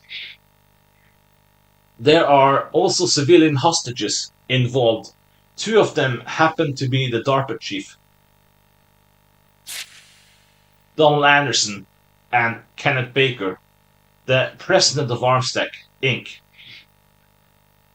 The Defense Advanced Research Projects Agency is the research satellite of the US Defense Department, charged with planning and leading the development of new weapons technology. AT happens to be one of the top free defense contractors in the country. There is no such thing as a coincidence, especially the kind that involves the head of these two organizations meeting in an out of way nuclear weapons disposal plant. I decided to be direct with Richard. There was something going on in that disposal facility. I take it. Let me guess. A demonstration of a new weapon. How should I know? Shadow Moses is also a prime Northern Lights observation local. You know, whatever Richard knew, he wasn't telling, but his evasiveness only confirmed my suspicions, whatever was going on. This was no ordinary terrorist incident. With that in mind, I moved on to another point. What are their demands? They want a body? Not just any corpse, though. They want Foxhand's founder, big boss, legendary soldier, best fighting man of the 20th century. The whole works, his body. Why would I want something like that so badly? No idea. But unless they have it within 24 hours, they launch a nuclear strike. Richard glanced at the watch coolly. So we have about 19 hours. You don't seem to be worried that DOD is already working on the situation, just as I suspected. Richard always has a plan in place and the machinery in motion before opening up to someone else. All he asks from others is approval after the fact. Shadow Moses is completely locked down. We had to rule out deploying an entire assault team. Instead, we're inserting a single operative to free the hostages and prevent the nuclear strike. Impossible possible for Solid Snake. Solid Snake, the former Foxhand, a legend among mercenaries for single-handedly bringing down the fortress cities of Outer Heaven and Zanzibar land. Yes, with Solid Snake in the picture, there was a possibility of success, but still, USS Discovery, an Ohio-class nuclear submarine, is already in place with Snake aboard. So the plan was already a go. I looked Richard in the eye and held his gaze. And what do I have to do with all this? He grinned. Snake may be a legend, but he knows jack about nuclear weapons, which is why I'm asking you to be a part of mission support. We'll have you set up in no time. Right on cue, two men started to move a large piece of hardware, apparently communication equipment. Into the study, Richard nodded towards the bulky load. I'd like you to be available to Snake for consultation via satellite link-up. As soon as the equipment was in place and engineer types started to make adjustments, I could see another group of men setting up a satellite dish in the backyard. They were all in civilian clothes, but not a few of them had the build and the oddly fitting jacket that marked them as armed military personnel. Clearly, refusal was not an option. But there was still something that puzzled me. Nest has a small investigative team, SRT, on standby at all times for immediate response. They were stationed at Nellis AFB in Las Vegas. just over in Nevada. Clearly, they were the natural choice for this assignment, and if not the SRT, the DIA also had a number of qualified nuclear weapon specialists. Richard had started to direct his men on where to set up the equipment, but I interrupted him. Why me? He turned and answered without missing a beat. I need people I can trust. There's too much at stake. It was a lie. The Richard Ames I knew trusted no one, but it was clear that whatever the reason, he did not intend to tell me. It's a good thing I was in. What would what would you have done if I weren't? You have to be somewhere.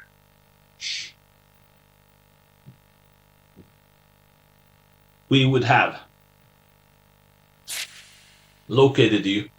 I'm sure you would have. So are you in? I took a deep breath. Of course. I don't enjoy being a pawn, especially Richard's, but I had no intention of standing by while nuclear terrorism was in progress. A nuclear strike takes an untold number of lives, all in a blink of an eye. Adults and infants, women and men. It kills indiscriminately, indiscriminately. If there was a chance that I could do something to stay the hand on the nuclear button, I had to do it. So everything is set. Richard slapped a fist into the other palm. Insertion was a success. Snake is on Shadow Moses.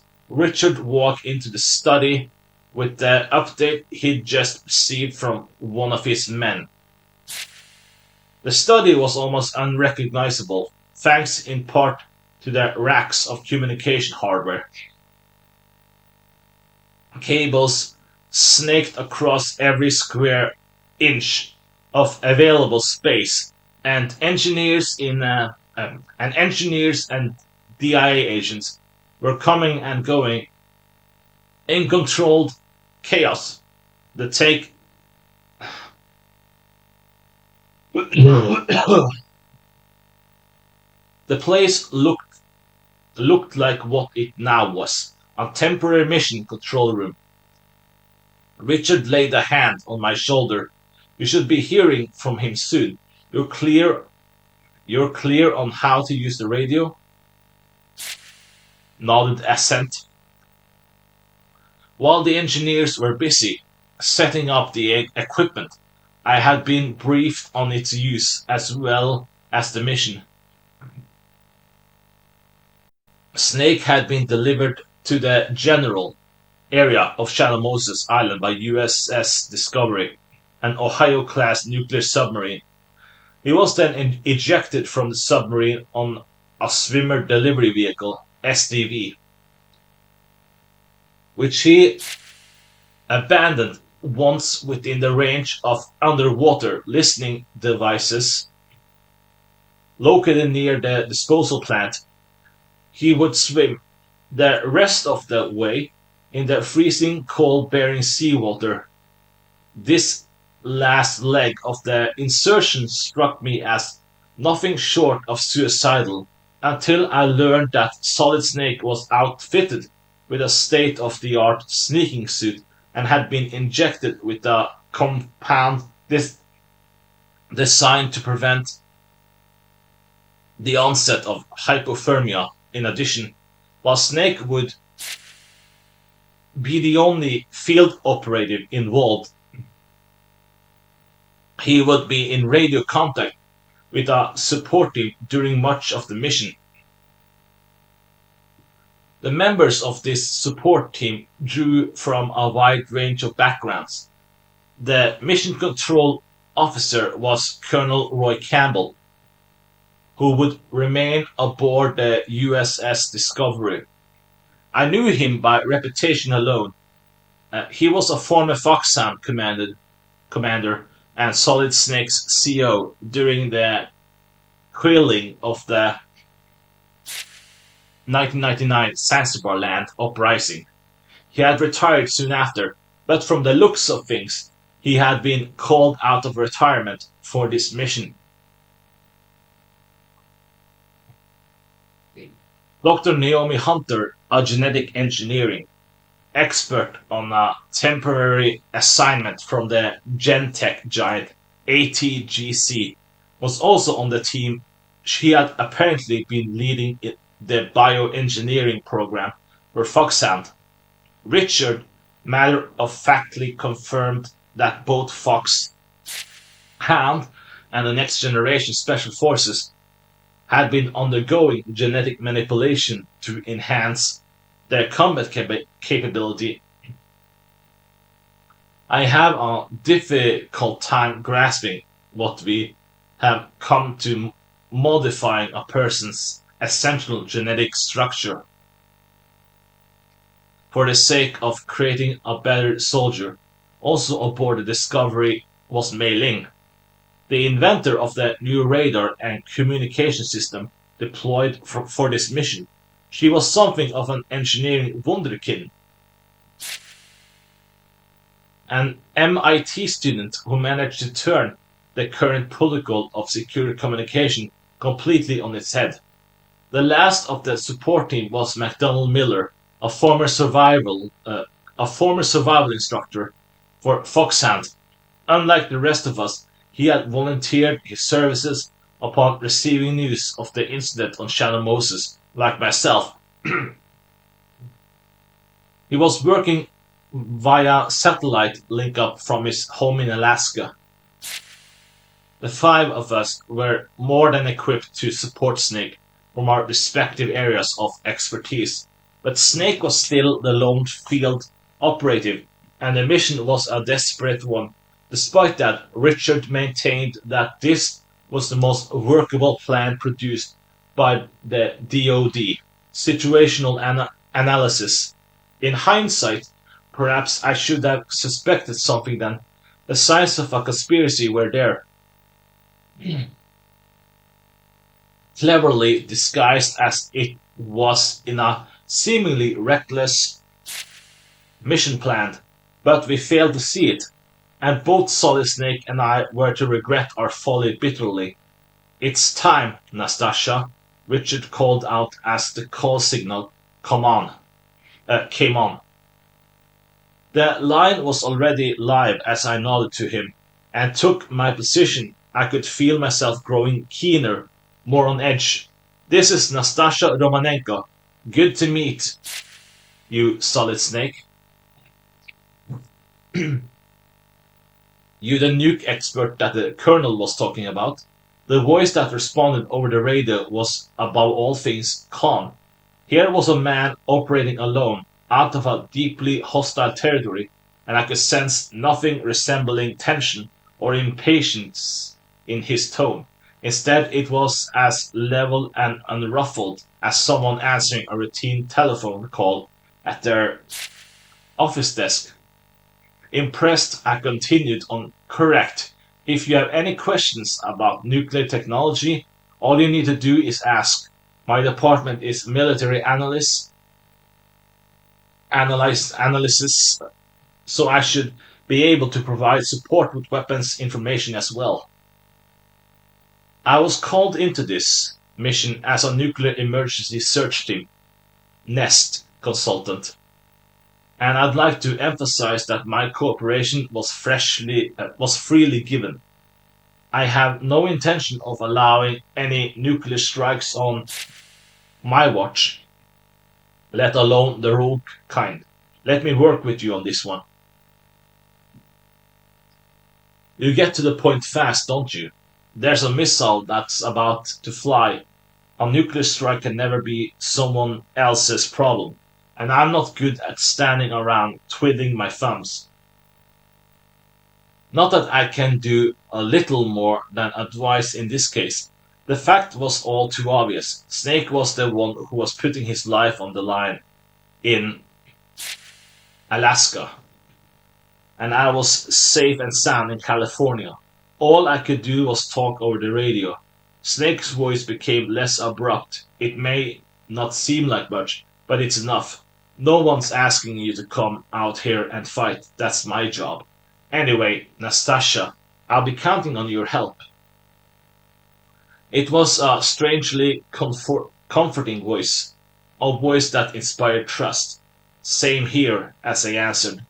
I resolved to myself to do everything in my power to help him complete this mission.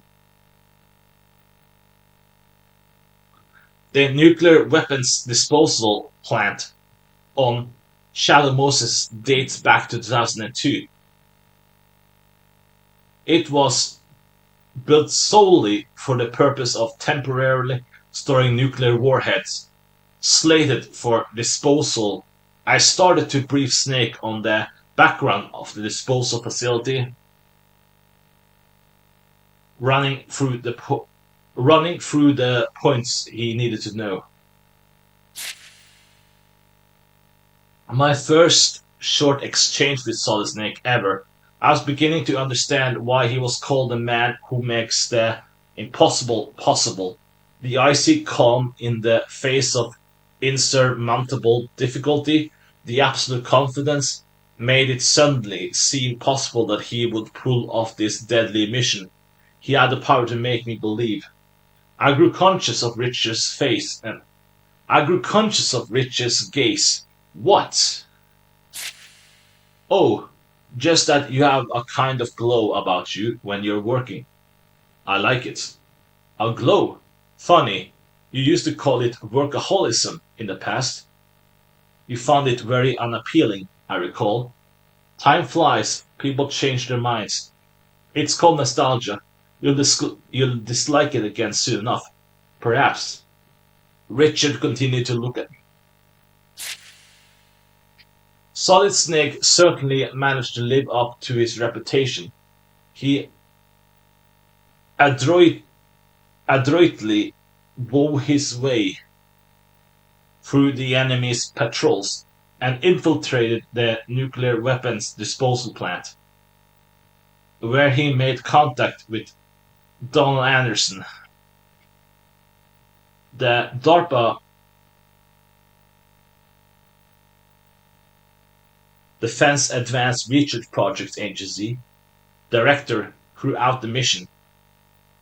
We had radio monitoring capability over Snake's every movement, thanks to his eternal nanomachines. It was through this access channel that I learned a shocking fact. Donald Anderson, discovered in solitary confinement by Solid Snake, confirmed that the terrorists had full nuclear capability and that Shadow Moses Island was the site of a field exercise for Metal Gear. Metal Gear, the very mention of that name, sent me reeling. It was the ultimate weapon, a nuclear capable bipedal tank that could launch a rapid and accurate nuclear strike from virtually any terrain, from mountains to marshlands to the desert dunes. It could bestow the dubious privilege of initiating a missile strike from sites that were previously out of the question as launch locations. For that very reason, analysts had long predicted that it brought to fruition. Metal Gear technology would rewrite the tactical map of the world. There are speculations that this unholy grail of weapons development was being pursued late last century in the South African fortress state of Outer Heaven, then in the ultra-nationalist sovereignty of Zanzibar land in Central Asia.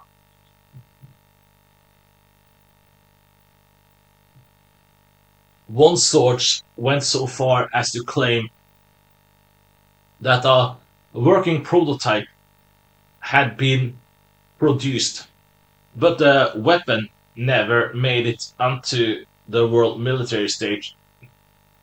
Instead, it was destroyed by a special force operative.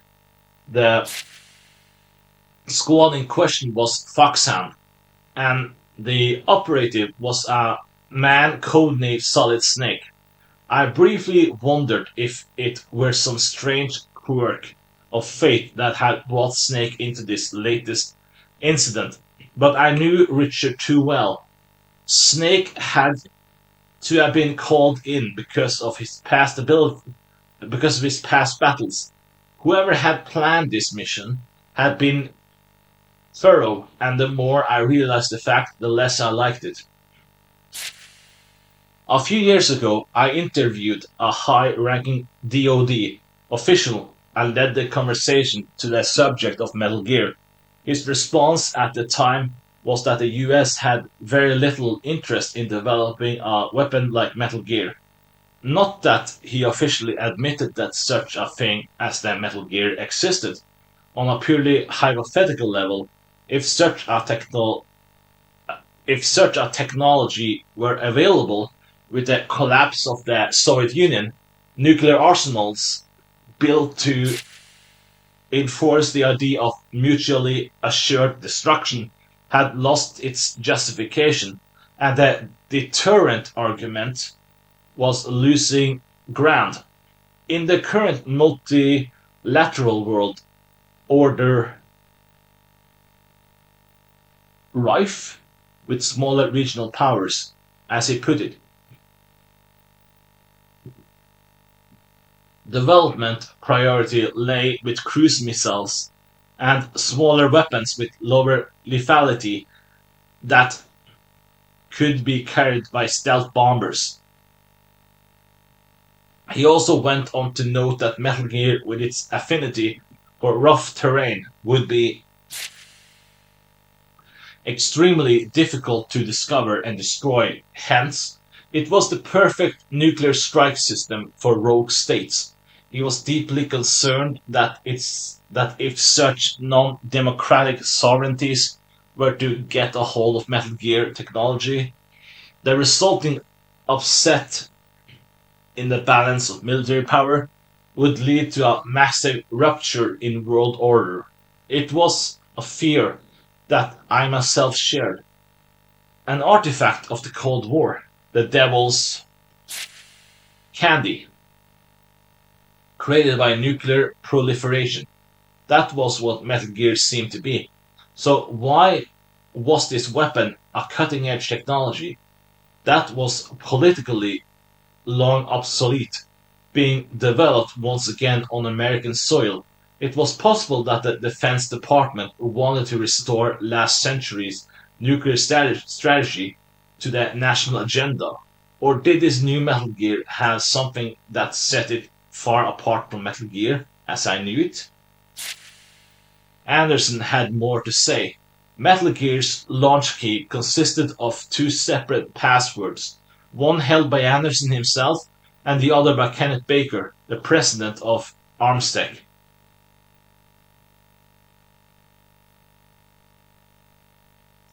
Anderson's own password was already in the terrorists' hands, and he feared that the same was true for Baker's. A renegade foxhound psychic, codenamed Psychomantis, had literally read Anderson's mind and obtained the key. The bottom line was that the terrorists could activate Metal Gear and launch the missile whenever they pleased. The worst case scenario had come true. However, Anderson revealed that there was still a way to prevent the nuclear strike. Kenneth Baker alone had the emergency override key that could be used to re-enter the launch code and cancel the missile launch, even if the terrorists had already completed preparations for a strike.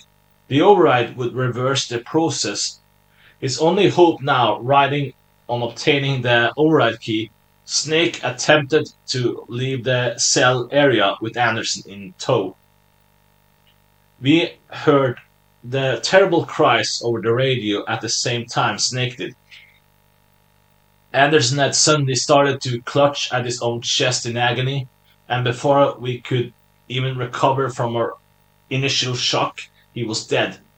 Dr. Naomi Hunter, monitoring the situation from on board USS Discovery, uh, tentatively diagnosed the cause of death as a heart attack. Snake walked out of the cell alone in search of Kenneth Baker, leaving behind what had until recently been Donald Anderson, chief of DARPA. All right, what exactly is going on here? I confronted Richard as soon as I confirmed Snake's safe departure. You know the situation. There was a Metal Gear field exercise being conducted on Shadow Moses, Foxhand, and the next generation commandos were in charge of the exercise, and now they're threatening to use the Metal Gear to launch a nuclear strike. Apparently, it I didn't know about that particular situation, if you say so. I glared at Richard, but he didn't turn a hair. He knew as well as I did that I could not abandon the mission, even if I did refuse to cooperate further. There was an entire group of DoD personnel around me that would not permit that to happen. I briefly closed my eyes and brought the recent events into focus again. What happened to Anderson? Why is he dead? This time I could see a trace of a reaction in Richard's eyes. It's hard to say from our end. Naomi thinks it was a heart attack, but I'll have his medical records pulled just in case. He turned and left the study, presumably to give orders to that effect. The sounds and the voice being broadcast from the radio told me that Snake was moving deeper into the complex in search of Kenneth Baker. Snake found the arms tech president in one of the underground levels. Kenneth Baker was bound to a steel girder along with multiple packets of C4 explosives. Before Snake could free Baker, he came face to face with the originator of this trap, a Foxhound operator called Revolver Ocelot. It seemed that he had anticipated Baker's rescue attempt upon receiving news of Snake's arrival. According to Naomi Hunter, the former director of Foxhound's genetic manipulation program, Revolver Ocelot is a former Spetsnaz. He moved into Omon, Otriad, Otriad Militsi Osobogo Nasnachenia, the Interior Ministry Riot Squad, aka Black Berets, and the SVR, the Russian Foreign Intelligence Service, a successor to the KGB's first chief directorate after the collapse of the Soviet Union, but was unable to adapt to the new regime and dropped out. He cut a SWAT through the world's hotspots as a mercenary before being recruited by Foxhound, as his code name indicates. Ocelot is a master marksman with a marked preference for revolvers. We could hear the gun battle between Snake and Ocelot over the radio. Ocelot was using an antique single-action army revolver against Snake's SOCOM pistol. The first single-action army revolver was manufactured in 1873. A small number of them are still in production today, but strictly for collectors and antique weapon fanciers. Using this outmoded weapon for light combat is unheard of, but Ocelot seemed to invest the vintage gun with diabolical powers. He would purposefully fire against walls and the floor, weaving a tight web of ricocheting bullets around Snake, gradually hemming him in. All we could do was silently monitor the battle. However, Snake was slowly but surely gaining the upper hand by dodging their ricochets and exploiting the revolver's lengthy reload window. Finally, just as Snake was about to deliver the decisive blow, an explosion rang out. "My hand!" Ocelot's scream came a second later, followed by more explosions. "What the hell is going on, Richard?" cried the controller in charge of the data sent in by Snake's nanomachines. Started our running commentary. "We don't know yet. I'm seeing a life sign other than those of Snake. Ocelot or Baker." Explosions continued to boom out over the radio. The, un- the, un- the unidentified fourth subject is knocking down girders. No sign of firearm use. What? Ever it is, it's moving fast. The controller's voice rose with excitement.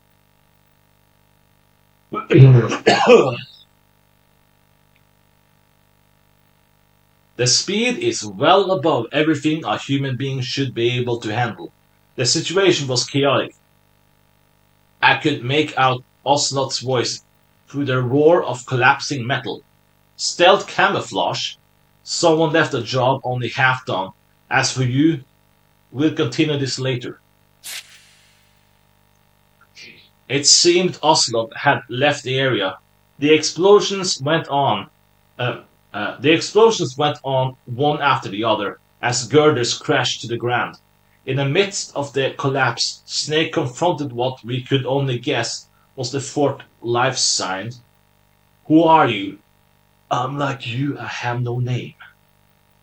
It was not human, but an artificial machine voice that answered. In spite of the metallic tones, there seemed to be in that voice an unspeakable pain. Baker's labored groans could be heard over the conversations. "You have a reinforced skeleton." Suddenly, the possessor of the metal voice let loose an animal howl. The shattering scream set the communication speakers screeching, and I instinctively covered my ears to shut out the maddened sound. The cry went on, then cut out as abruptly as it had begun. In the ringing silence, the controller's voice floated out, thin and hollow.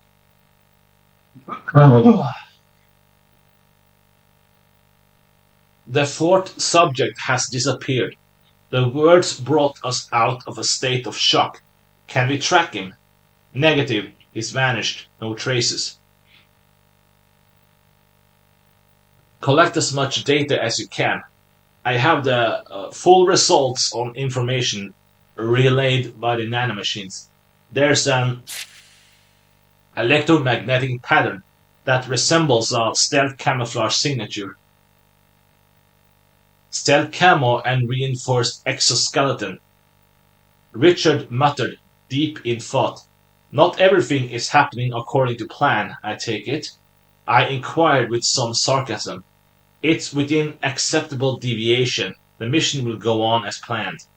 For a split second his eyes betrayed his disquiet.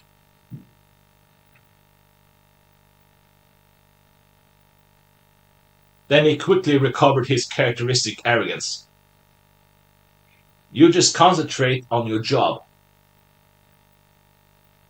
Snake had called the fourth life sign the Ninja. I could not help but wonder about the identity of the name's bearer and what it was that accounted for the superhuman abilities he had just demonstrated. Far away on Shadow Moses Island, Snake was attempting to raise the shaken Kenneth Baker back on his feet. We could hear Snake asking him about the nuclear launch code, knowing the answer even as he spoke. Baker painfully acknowledged that he had volunteered the information. His arm hung broken and useless by his side, presumably Ocelot's handiwork. According to Naomi Hunter's intelligence, Revolver Ocelot had served as a special interrogations consultant in the Soviet gulags during his days with the Spetsnaz. In other words, he was an expert in torture. There was no way that the weapons technology executive and there was no way that the weapons technology executive an untrained civilian could withstand the techniques of coercion developed in the cells of Lubyanka. We now had confirmation that the terrorists possessed both launch keys. The situation was more desperate than ever. Baker's response to Snake's queries about the emergency override key was almost as grim. He had entrusted a soldier, a woman who had refused to join the mutiny, with it while they had been sharing the cell. I caught Snake's sudden murmur, "The Colonel's niece?" The Colonel was presumably Campbell, and Snake uh, and Snake seemed to know something I certainly did not. I stole a glance at Richard, but his expression was as close as ever. He, no doubt, had known from the outset about the presence of Campbell's niece on Shadow. On Shadow, Snake was present Baker, asking him whether there was a way to stop the launch without the override code. The executive gave him a name, Dr. Hal Emmerich.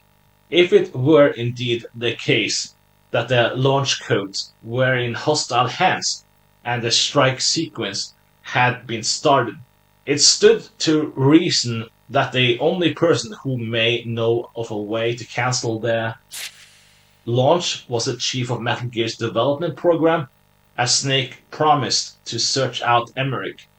Baker handed him a single optical disc. It contained, he said, all the data from the training exercise. What exercise data? He had to be referring to the Metal Gear exercise. I saw Richard raise his eyebrow sharply.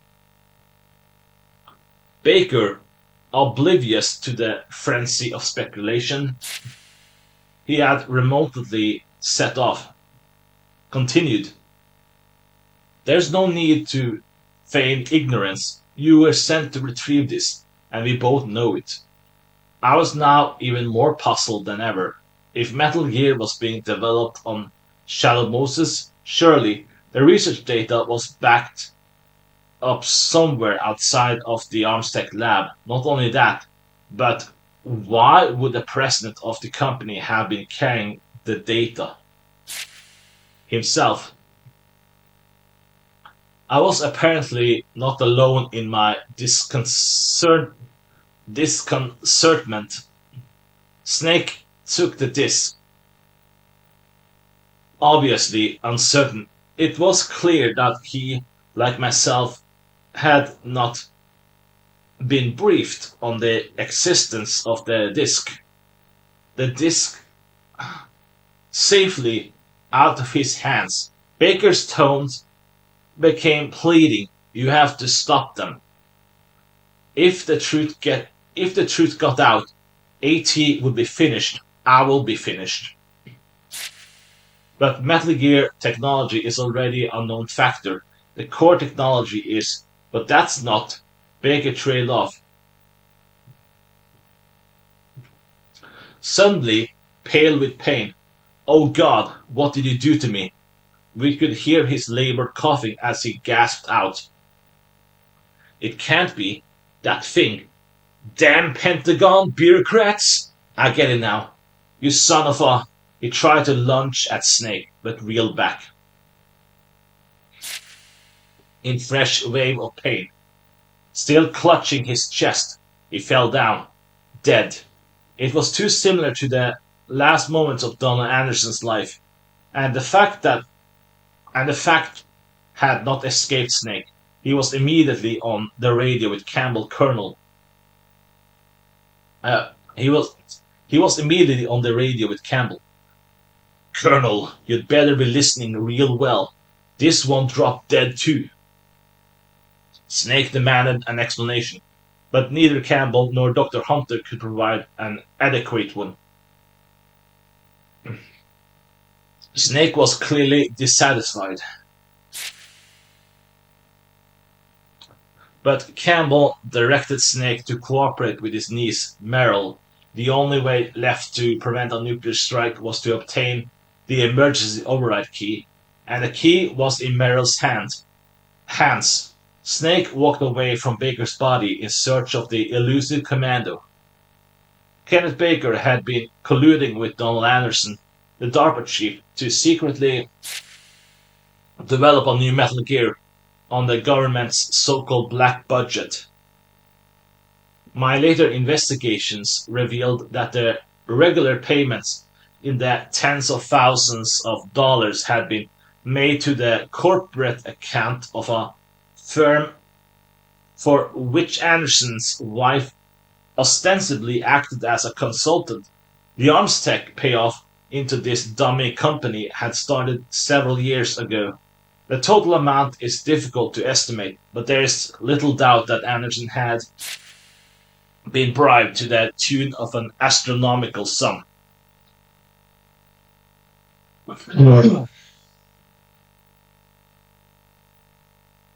Even the government black budget had limits. However, I recalled a rumor from some years before the Anderson payoff started. The CNO, Chief of Naval Operations, at that time had a classified pet project, and the scuttlebutt was that it involved the construction of a completely new type of battleship. Just what kind of a ship was never revealed.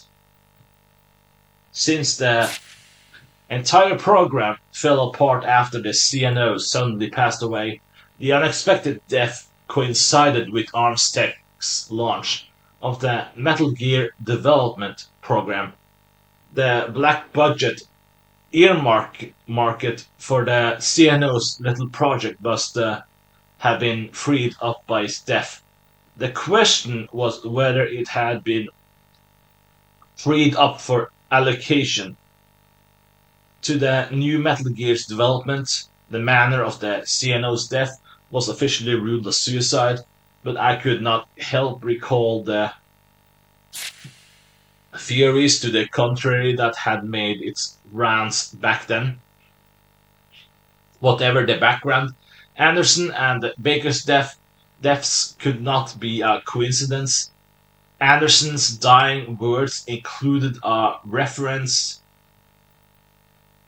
to the Pentagon, and I was certain that there was more to it than met the eye. So now Baker is dead as well. Are you looking into his medical records too? I asked Richard. We'll do that, just as a precaution. He did not seem particularly disturbed. It may have been for the best. Anyway, having to babysit a senior citizen with a broken arm sure wasn't going to help Snake with his mission. You haven't changed a bit, I see. What? That bad boy act of yours? You only talk like an insensitive jerk to divert attention from something. I wonder what you're hiding. Richard turned away. Nothing. There's nothing to hide. Having successfully made radio contact with Merrill, Colonel Campbell's niece, Solid Snake agreed to put off a rendezvous with her in favor of rescuing Dr. Hal Emmerich, the chief of Metal Gear development. He reached the lab just as the ninja was attempting to attack Dr. Emmerich, and the two fighters immediately squared off. Snake and the ninja launched into a silent hand-to-hand combat, a balletic exchange of blows that seemed almost to serve as a private dialogue. The fighting seemed inter interminable to us as we followed over the radio. But just as in the last encounter, the ninja suddenly let loose an inhuman howl and vanished in the maelstrom of its ragged echo.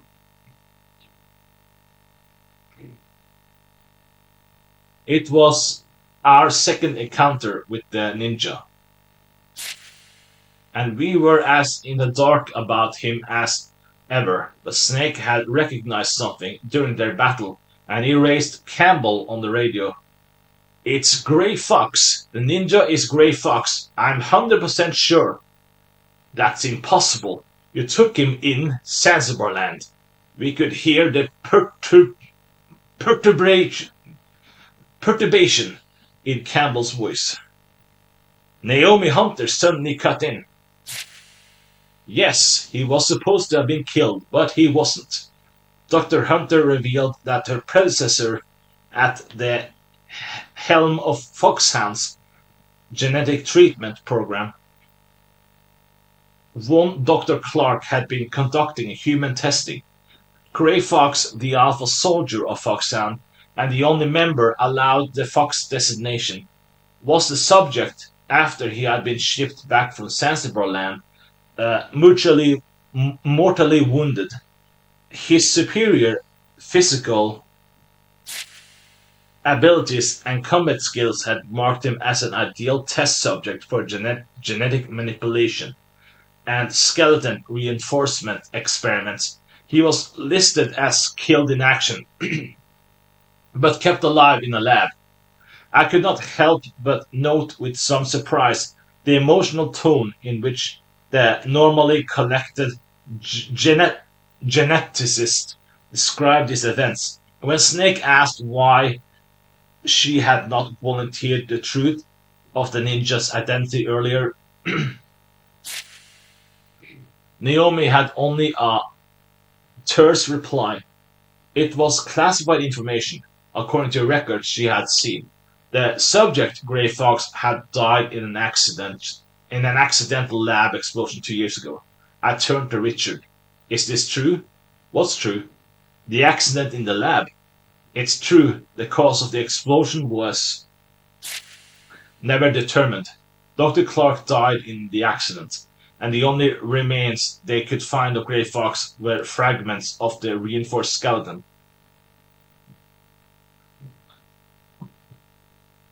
So Naomi wasn't the only one who knew about this and didn't say anything. It was classified information, Richard mimicked. Snake secured Dr. Emmerich after the ninja's departure. Amazingly enough, the engineer had believed Metal Gear to be a portable tactical missile defense system rather than a nuclear capable tank. It was a peculiar irony that the chief developer himself had been unaware that the project was one of offense rather than defense. On discovering that he had been deceived, Dr. Emmerich volunteered his expertise to Snake. He mentioned his grandfather's involvement in the Manhattan Project and the ethical turmoil the man had carried with him to the end of his days as a result. Ironically enough, the older scientist's son, Hal Emmerich's father, was born the day the atomic bomb had found Hiroshima. 3 generations. Sometimes I wonder if nuclear warfare is a personal albatross, an inherited pathology. We could hear the pain and the regret in Dr. Emmerich's voice. He seemed genuinely upset that the technology he had developed, purely for the furthering of knowledge and betterment of mankind, had been exploited for weapons development.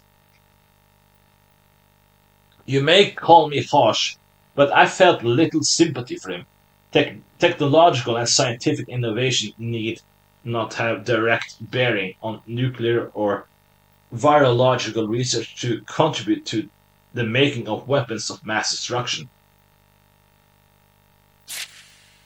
After all, the ninja was born of genetic engineering and cybernetic research, which could easily have healed a civilian rather than improved upon a soldier.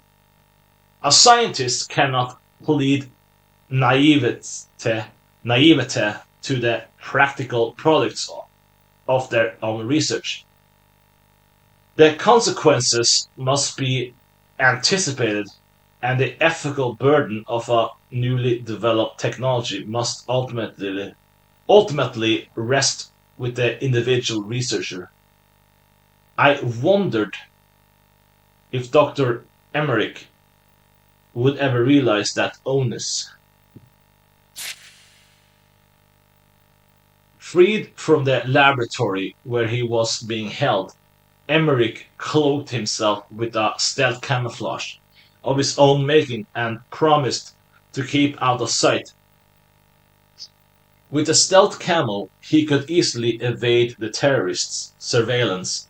His rescued charge safe. Snake departed for a rendezvous with Merrill. Snake's objective was to meet with Merrill and re-enter the launch code using her override key, outwitting the Foxhound Psychomantis all the while. To this end, he headed towards the hangar where Metal Gear was being stored, the best laid plans. Merrill was ambushed on the way by the Foxhound sharpshooter Sniper Wolf. Snake, attempting to rescue the wounded commando, was himself captured. He was taken to the terrorist command post. Still unconscious, stripped of all his gear, however, his cochlear implant radio passed unnoticed, and we could hear the terrorists conferring about the incapacitated operative.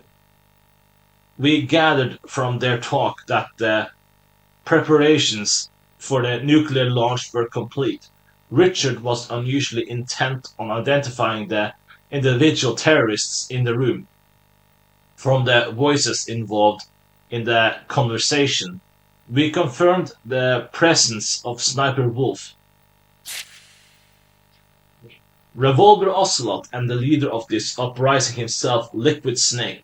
What little I know of Liquid Snake was troubling, and it came entirely from a slim file folder Richard showed me just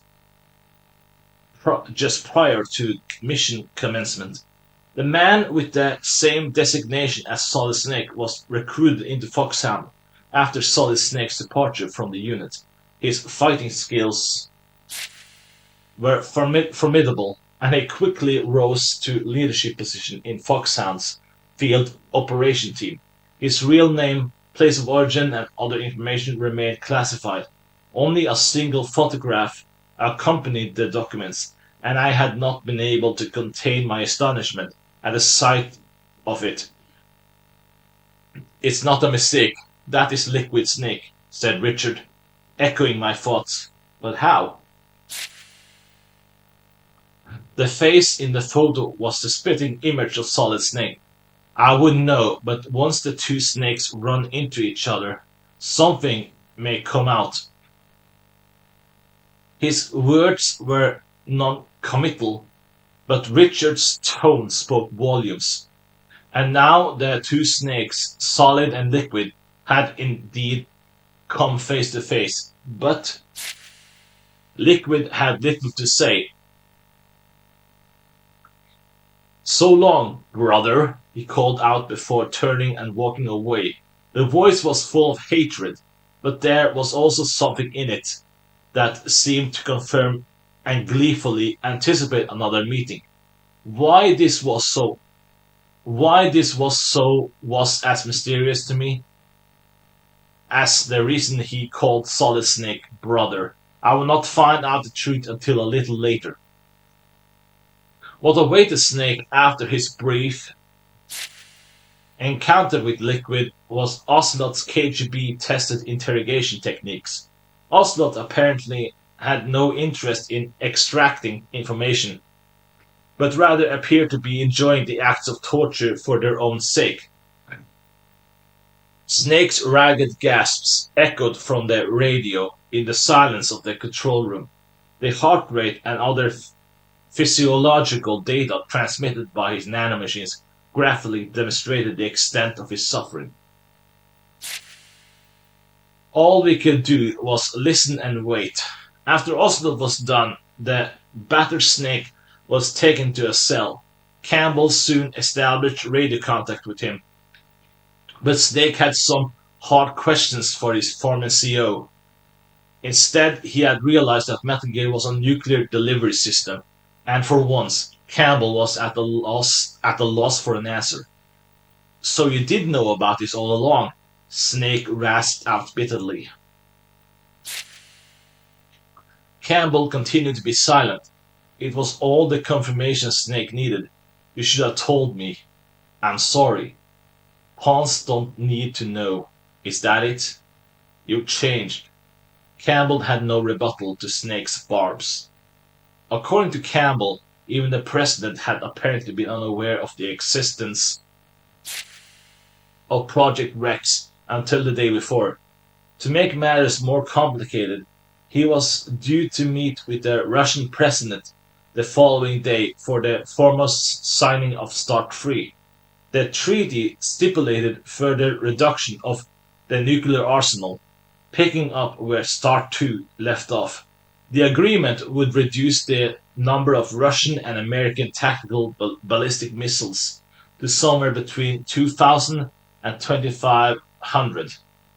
And the signing was a historic event that had been made possible by long and arduous process. If the fact that a new nuclear weapon was being developed by the United States were made public, there was a significant chance that the signing would never take place. Worse still, the loss of confidence in America's commitment to non-proliferation could create international turmoil. The government clearly had every reason to keep the situation under wraps. And there were ample indications that the terrorists had counted on the fact the timing of this takeover, as well as the 24-hour deadline, said as much. Campbell continued to plead his case with Snake. Snake, you've got to stop them. Sing it to someone else. You're the only hope we have. All right then, tell me what this new warhead is about. I told you, I don't know. I don't believe you. If the situation is so desperate, why don't you accept their demands? Give them Big Boss's body. It's just a corpse. That's not an option, Campbell was floundering under the barrage of Snake's questions. Is there a reason you can't comply with that demand? A reason you haven't told me? Naomi broke in as Campbell fell silent. The president passed a number of policies that severely restrict genetic engineering on humans. He can't afford to have the public know about the military's use of genetically enhanced soldiers. Is that really all there is to it? Campbell did not reply. I received a call from Snake soon after, captive, alone in enemy territory, unable to trust his own mission controllers to tell him the truth. There was little I could say to help a man in Snake's situation. Capture does not mean defeat. Stay vigilant for a chance to escape, and don't give up.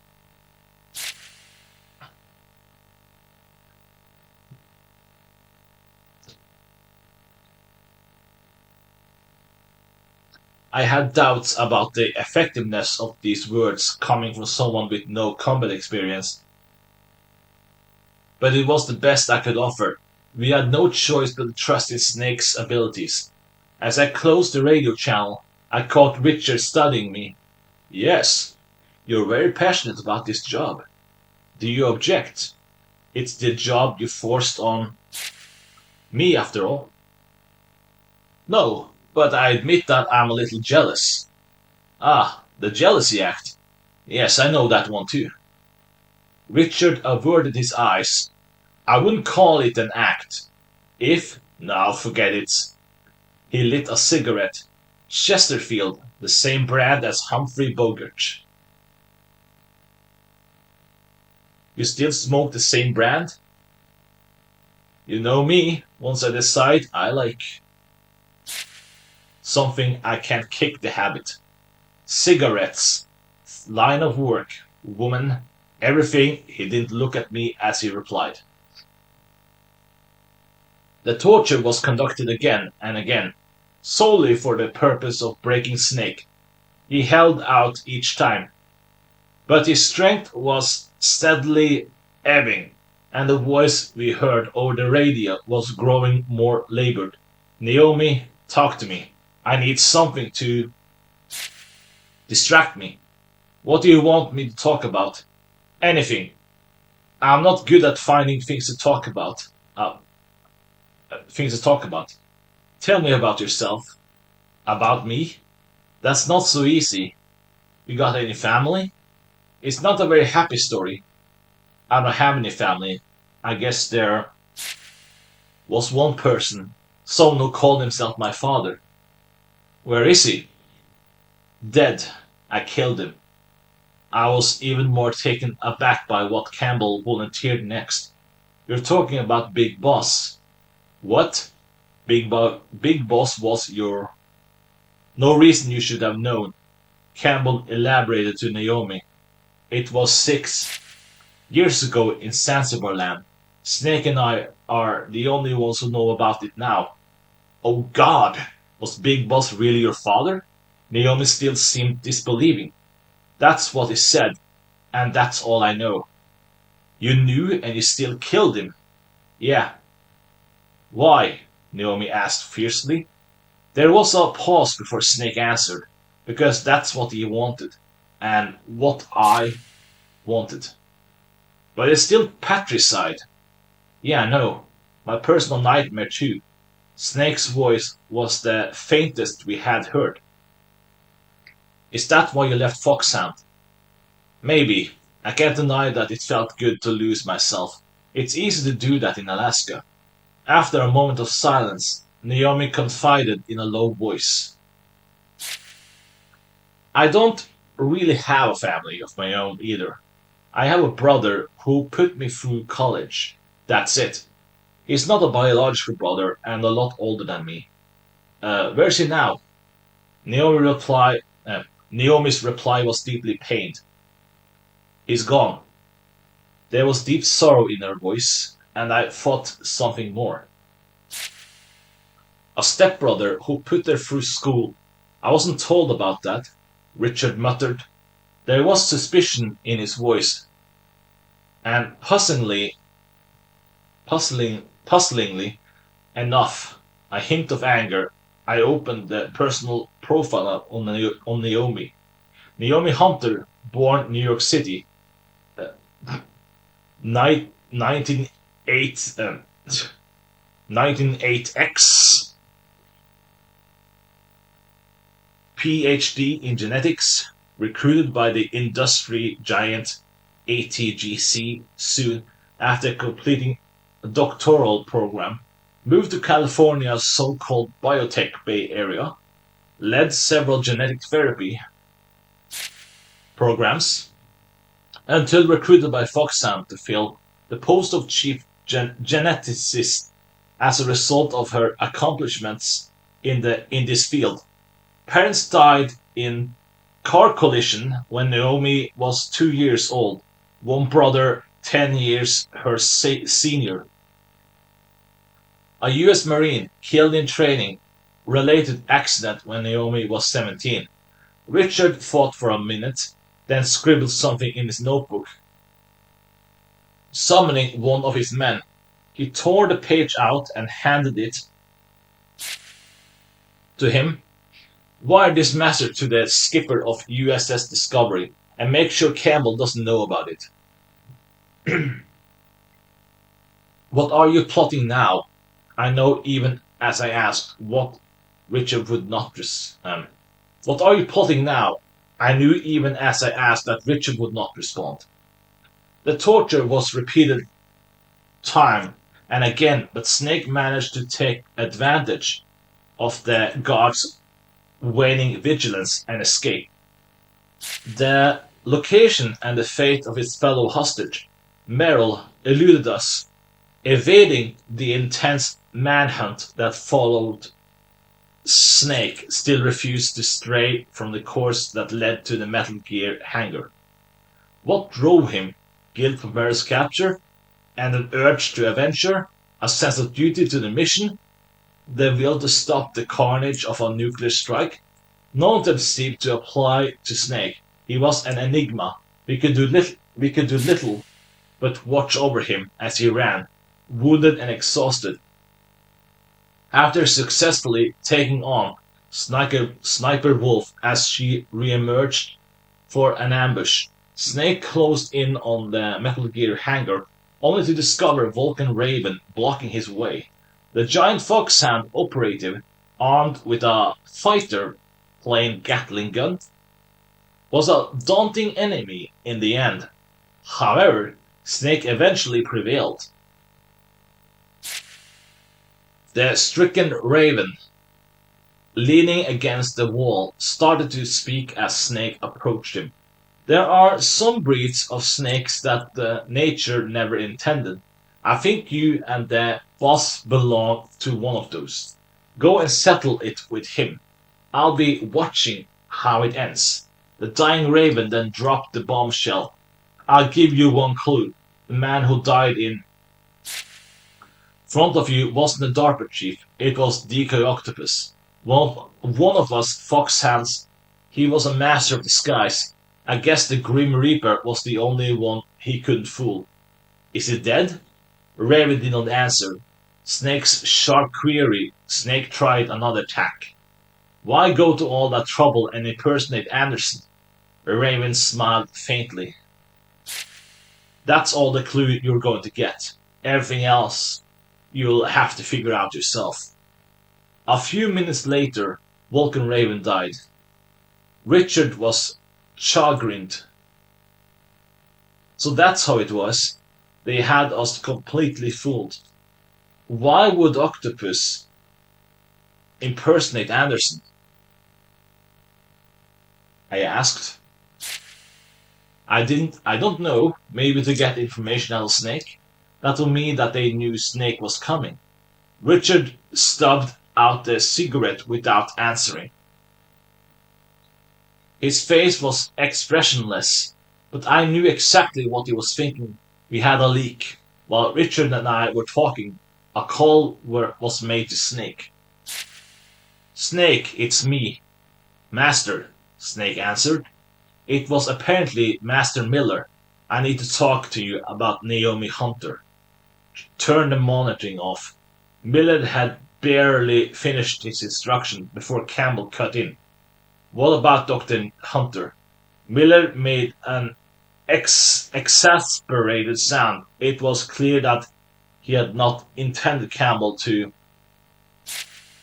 hear what he had to say. Colonel, is Naomi there? Snake asked. No, she's trying to catch up on her sleep. Okay. Campbell turned his attention back to Miller. What were you saying about Dr. Hunter? All right, maybe it's better that the Colonel hears about this now. Miller said resignedly. Resignedly. Go on, urged Snake. That's not the real Naomi Hunter you're working with, Colonel. What? Campbell raised his voice. Astounded, Miller continued coolly. Naomi Hunter does not exist. Or rather, she did. She went missing in the Middle East some time ago. This impostor must have gotten a hold of her identity somehow. There was a number of ways to obtain someone's social security number and commit an identity theft. Certainly, but Dr. Naomi Hunter, an impostor? Who is she really then? Campbell was agitated, but Miller remained cool as ice. Probably a spy. A spy? Yes, sent in to ensure this mission's failure. Are you saying she's one of the terrorists? Campbell's tone was disbelieving, but Snake backed up his former instructor. I don't want to believe it either, Colonel, but it's true that she's a Fox Hunt personnel, so it would not be surprising if she took part in this insurrection. Campbell finished dully as though Snake's words had crystallized his own doubts. Or she could be working for another organization, Miller suggested. Another? No, that's not possible. As Campbell trailed off, Miller spoke up, his tone ruthless. Take her into custody, Colonel. What? It's clear that Naomi Hunter is working against us. Interrogate her and find out what her objective is. If she really is their spy, we're in serious trouble, Campbell murmured. Miller pounced on the gravity of the colonel's tone. What are you talking about? Nothing in particular. Campbell tried to recover himself. Campbell, did you give her access to some other line of classified information? Campbell remained silent, but Miller pressed on. Does it have anything to do with the way the DARPA ship or the Armstead president died? Look, I don't know what you're talking about. Clearly, Campbell knew something. It was equally obvious that he had no intention of revealing what he was privy to. Perhaps sensing that fact, Miller dropped the pursuit abruptly. In any case, it's too dangerous to return her in the mission. Hold on a minute. She is an integral part of this mission. In fact, we can't afford to proceed without her. Campbell was being too insistent about Dr. Hunter's value. I had to wonder if it was indeed the case that he had trusted her with highly classified information. Snake was also suspicious. More secrets, Colonel? Give me time. I'll have her background and movements rechecked. That was all Campbell could say.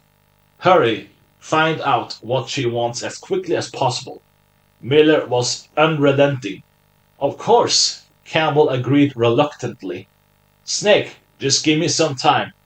Time is something I wasn't given a lot of. Time is something I wasn't given a lot of. Snake growled bitterly. What's the deal? I said to Richard. Is Miller right about Naomi? I don't know. To be honest, it's obvious there were things in Dr. Hunter's past that I didn't know about. I'm having them go over her background again. Richard was visibly upset. A rare occurrence. I suddenly wondered there had been something between him and Naomi. Richard lit a cigarette and continued in a more composed tone. But if what Miller said about Naomi is true, it raises questions about him in turn. Why do you say that? He's supposed to be in his cabin in Alaska, so I hear. How did he manage to find out so much about Naomi by himself and from the middle of nowhere when the DIA investigators couldn't? Richard called one of his men over and ordered them to look into Miller's activities. You check up on even one of your own. I asked as the agent hurried away. How do you know he's one of our own? Richard shot back, blowing a stream of smoke. Should I assume you don't trust me either? You're the one who doesn't trust me. Never. Never have, he said quietly, and ground his cigarette into the ashtray. Snake had finally reached the Metal Gear hangar and stood in the shadow of the machine's 50-foot tall bulk. But considering Metal Gear's state of the art composite armor and Snake's limited arsenal, it was improbable that he could destroy the tank while evading enemy patrols. The most practical avenue of attack was to re-enter the launch code using the override key and thereby cancel the scheduled nuclear strike, as Snake method- methodically searched for the code entry interface.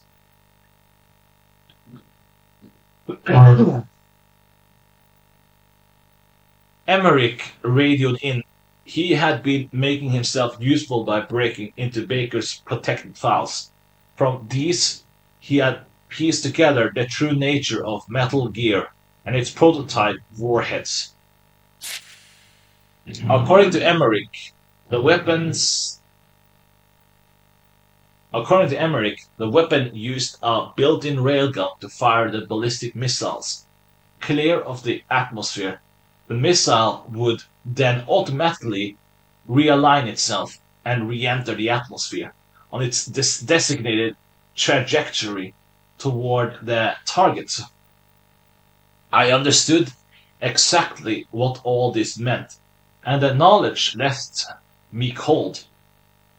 Normally, ballistic missiles go through four phases from launch to impact.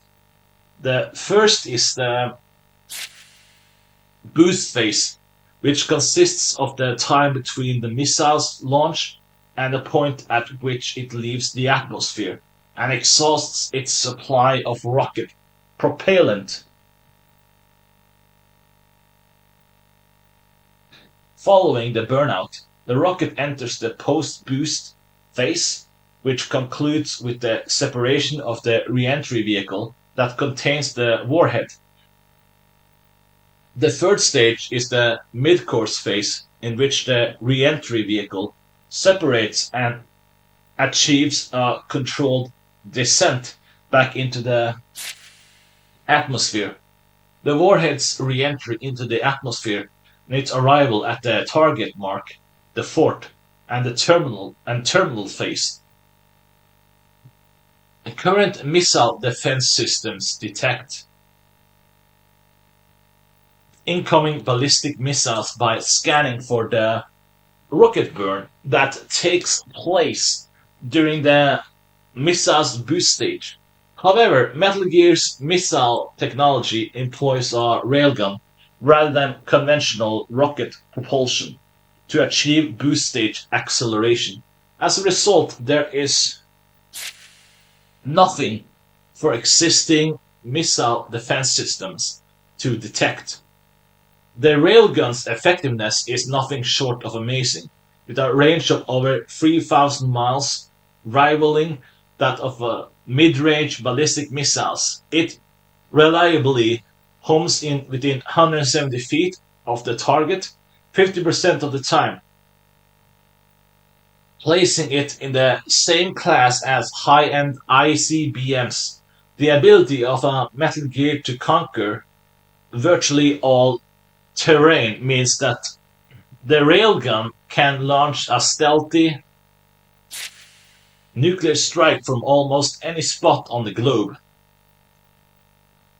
This invisible attack would make it impossible for anyone to pinpoint the origin of a given missile, even in the event of a strike, without a clear aggressor to retaliate against. The concept of mutual assured destruction falls apart. Without the fear of MAD, the existing rules of nuclear non-engagement would no longer apply, and the world would fall into chaos. Snake had a few things to say to Campbell after learning the truth. He knew as well as anyone it's that if the fact that the US had been developing a new breed of nuclear weapons were made public on the eve of Start 3, negotiations would break down and US would suffer a devastating embarrassment. Did you know about this, Colonel? I really am sorry, Snake. You really have changed. I won't offer any excuses. Snake, you've got to hear this.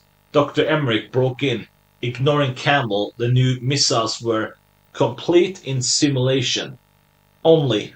That's why they had to perform this exercise to get the field data that would back up their simulation results. How did the exercise go? Snake asked.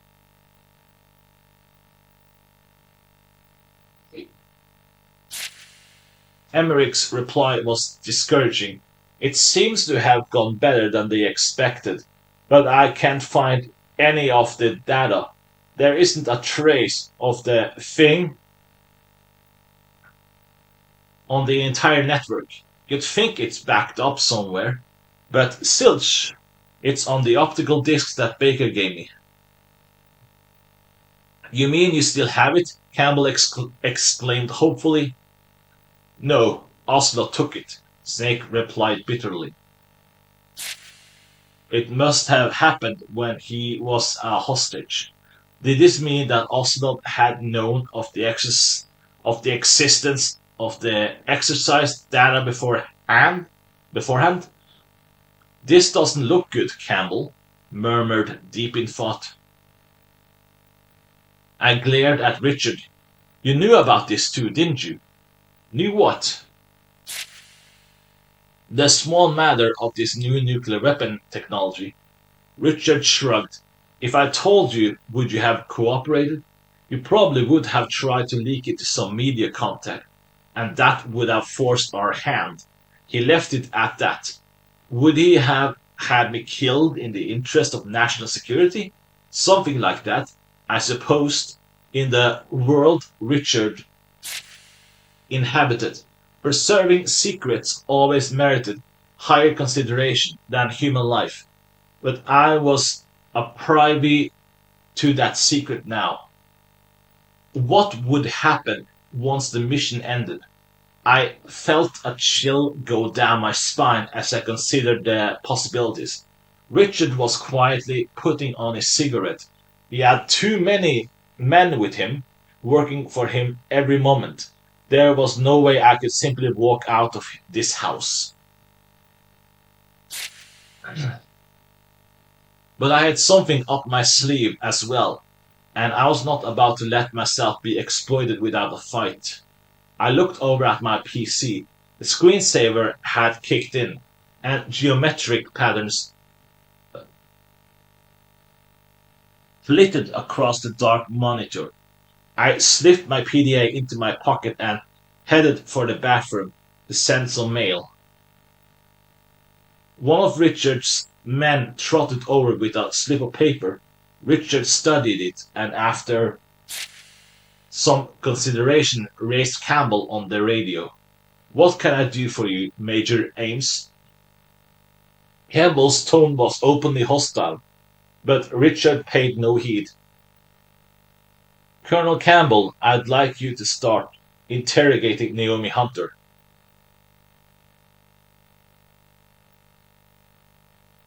Interrogate her? What are you talking about? Campbell said sharply. There are suspicious points about Dr. Hunter's background, as you heard. I've therefore sent one of my men over there to talk to her, but she seems reluctant to cooperate. Richard lit another cigarette, but she's taking a nap, the colonel insisted. Actually, she's not. What? In reality, she's been taken into my agent's custody. How dare you? Campbell barked angrily.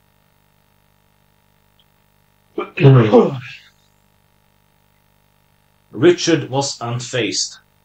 If, as Master Miller charged, Naomi Hunter has falsified her identity and is in communication with the enemy, there are serious repercussions. I trust you understand.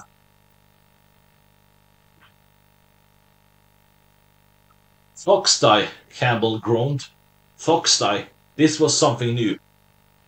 This mission was like an onion, with layer after layer of secret intent. She won't talk to my agent. She may talk to you, find out from Naomi who she is and what her objective is. Absolutely not. I don't take orders from you, and I am having Dr. Hunter freed immediately. What makes you think you can do such a thing?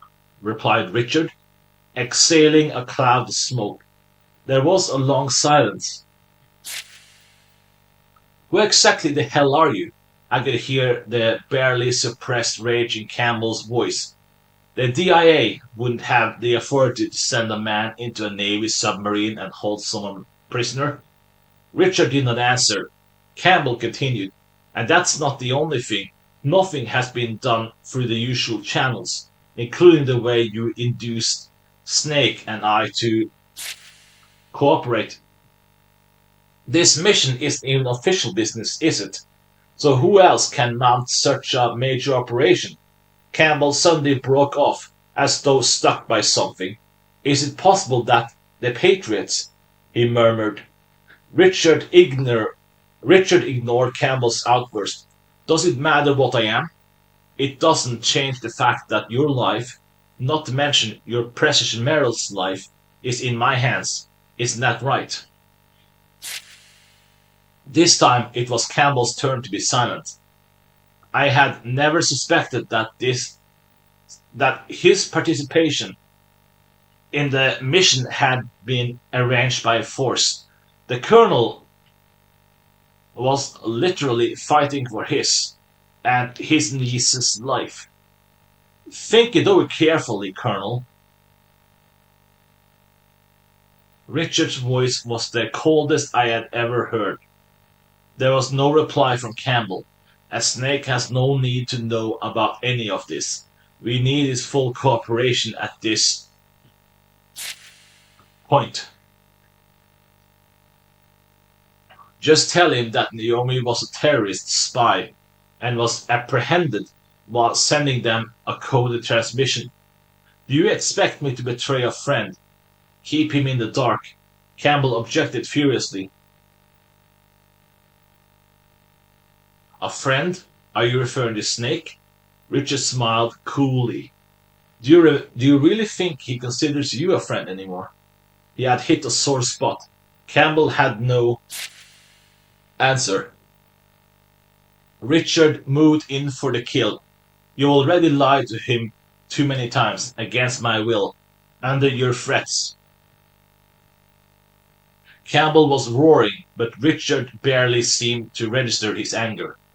Certainly, but that's not an issue. You were, after all, giving him false information and relaying false orders to him of your own accord. Then there's Foxdie. I could almost see Campbell grinding his teeth in frustration and rage. Do you still have the right to call yourself his friend? There was nothing Campbell could say. You will cooperate with us, understood? Understood. The transmission ended. Who are the Patriots? Richard looked away towards another direction at my query. What are you talking about? Don't BS me. He turned towards me. His gaze was icy. Nothing you need to know about. By the way, not that I need to remind you, but don't mention to Snake things that don't concern him. And if I do, Richard's stony silence answered my uncompleted question. I was too far into this business and suddenly seemed to sense danger everywhere. What do you intend to do with me once this mission is over? Nothing. Don't expect me to believe you. Richard allowed himself a brief, oddly sad smile. I suppose I can't. In the meantime, Snake was inching towards the launch code entry interface. At that point, he received a call from Master Miller. Snake, we need to talk about Naomi Hunter. The Colonel's looking into that. Turn the monitoring off. Alright, it's off. Mission Control is out of the loop. You want to tell me what this is about? Snake believed that he had switched us off, but I could still hear everything. Radio malfunction? I guess not. Someone had made sure that nothing could get past mission control ever. I had a more than good idea who that someone was. But Master Miller obviously did not. Sorry about that. I didn't want Campbell to overhear. What is this about? Snake repeated. I have a contact at the Pentagon. He told me that a new assassination tool had been recently developed under DIA guidance. I looked over at Richard, but he pretended not to notice. Assassination tool? Snake was asking. Snake, have you ever heard the term foxdie? I tensed. There was that word again. First Richard, then Campbell, now Miller. It seems to be a virus that can target specific individuals. I don't know the details, Miller continued. Richard remained expressionless next to me. So, what are you getting at? Snake raised his voice slightly, sounding annoyed by Miller's roundabout methods. They share common features. Features. What shares common features? The deaths that the Armstead president and the DARPA chief, or I guess I should say Decoy Octopus, they both died of what looked like a heart attack, right? Yeah? Well, it seems that a death by foxdie virus looks like a case of heart attack. After a moment, Snake spoke up.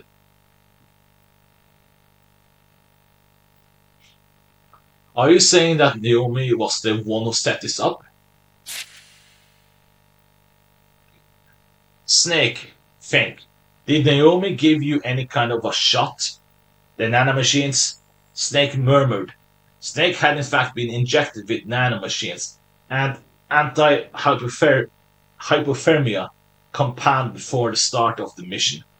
Was Miller suggesting that there was a killing virus in the mix as well? One thing's for certain. She is in the best position to perform this kind of sabotage, but we still don't know her motive or objective. What about the Colonel? Snake asked after a lengthy silence, his tone brooding and full of doubts. I don't know, and I don't think he's interrogated her yet either. Alright, I'll ask him. Once he was off the radio with Miller, Snake called up Campbell. Colonel, any new developments with Naomi? I've just had her taken into custody. What? Snake said incredulously.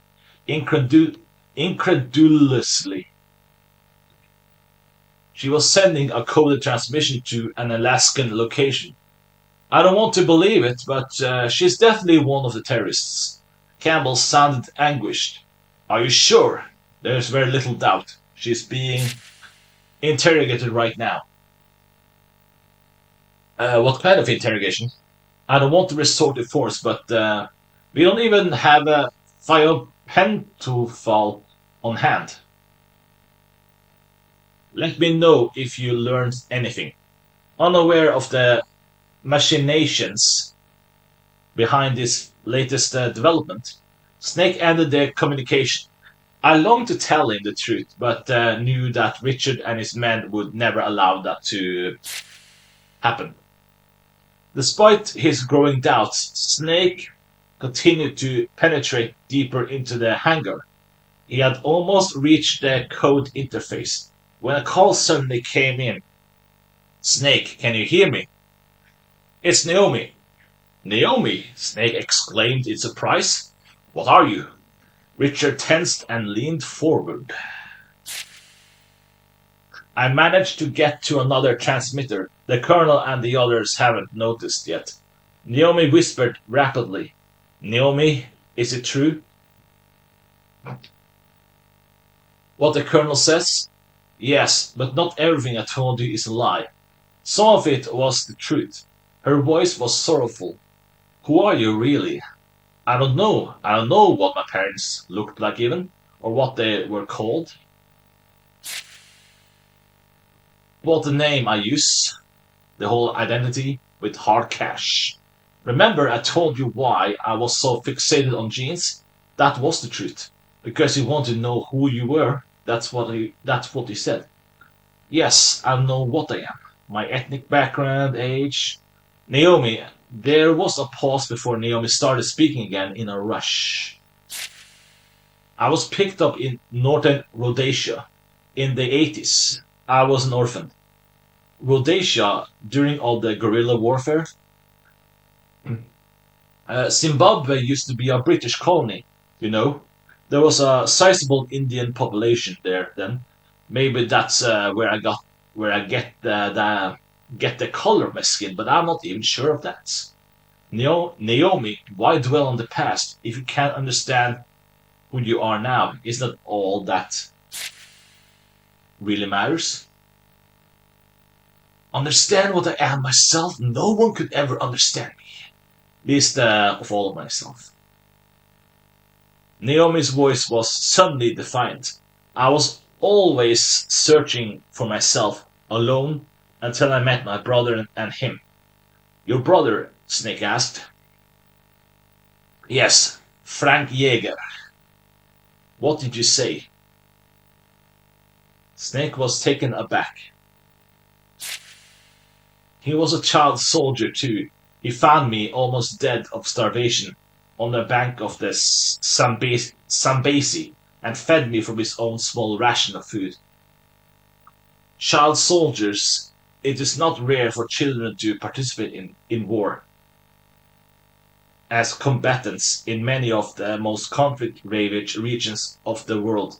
This is especially true for those developing nations where minors account for the majority of the entire population. A harsh regimen can and does turn innocent children into the most brutal of soldiers. In many cases, various drugs are used to numb the natural fear response. The result is an obedient killing machine whose bravery marks them out for posting to the front lines of the fiercest battles and to scouting duties in the minefields. Yes, the man you destroyed is my brother. Frank Jaeger, my only family, Naomi said quietly. That's impossible. Grey Fox is your brother? Snake could not hide his uh, perturbation. Perturbation. We managed to survive hell together, all because he protected me. He was everything to me. He was the only witness to my existence, and the only one who made me feel like a real human being. Grey Fox brought you to the States? No, we met him in Mozambique. Him? Something seemed to click within Snake. You mean Big Boss? Yes, he led us here, finally made us free. But Frank went with Big Boss back to the wars. And when he came home to me, he was. Naomi broke off. The silence spoke of smoldering anger, of irreparable loss. I promised myself that I would get you. You broke my brother. You as good as killed him. That's why I joined Foxhound. Because I knew that I would run into you sooner or later. Well, you got your chance now, Snake. You got your chance now. Snake seemed to be taking all this in stride. He was no doubt accustomed to being the target of the enmity of others. Yes, I waited 2 years, just for a chance to kill me? Exactly. 2 whole years waiting for you and no one else. Yearning for revenge. It's almost like being in love. You still hate me? I wouldn't say that. There was a trace of hesitation in Naomi's voice. There are some things about you that I misunderstood. Was it, did you kill your predecessor, that geneticist who was using Grey Fox for his experiments? You mean Dr. Clark? No, it was Frank that killed him. I covered up the whole thing. I kept my brother safe. Uh, une- uneasy silence tell. Is the ninja Grey Fox here to kill me? I don't think so. Frank is here to fight you. Nothing more. I couldn't make sense of it at first, but I think I know now. A kind of a duel. He lives only for that, I think. Fox, Snake murmured, as though remembering the man who had once been his comrade. Tell me something, Naomi, he said a short while later. It's about Foxstein, isn't it? She said in a low, pained voice. It's a retrovirus. It kills only the designated person by first infecting the macrophage. Foxdie is engineered with an oxygen chain that responds only to a specific DNA pattern. The oxygen is what recognizes the target DNA sequence. Once the recognition oxygen responds, Foxdie report, rep, repurposes the macrophage's cellular structure to create TNF alpha. Naomi had regained her old calm as she fielded Snake's question. What does that mean? It's a type of cytosine, a peptide that triggers cell death. The TNF alpha travels through the bloodstream to the heart, where it binds to the receptors of cardiac cells, and that causes a heart attack. The affected cells undergo rapid apoptosis, and the owner of that heart dies. Apoptosis, I remember that programmed cell death for damaged cells. Snake murmured. The tense silence descended once again. Naomi. Yes. I know you programmed me to die. Naomi remained silent. Do I have any time left? Still no answer. Naomi, you have every right to take my life, but I can't die just yet. I still have work to finish. You have to listen. I'm not the one who decided on the use of Foxstein. Naomi burst out. Not you. It was a part of the mission plan to infect you with Foxstein. I wanted to tell you that. Naomi broke up, then suddenly made up her mind to continue. I'm not being honest with myself, Naomi. What I really want to tell you was Snake Eye. Naomi was struggling for words when suddenly a male voice barked behind her. Freeze! Step away! No, Naomi cried out sharply. She must have been spotted by one of Richard's tops. I could hear the sound of a scuffle over the radio. Snake, with a last gasp, Naomi faded out of earshot. Naomi, Snake called out, but it was Campbell that answered him. Snake, I can't permit you to communicate with Naomi. What are you talking about?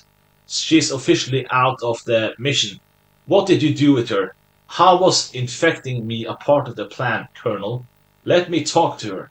I can't do that, Snake. She's been confined. Colonel, you sold me out, didn't you? Couldn't could hear the rage in Snake's voice.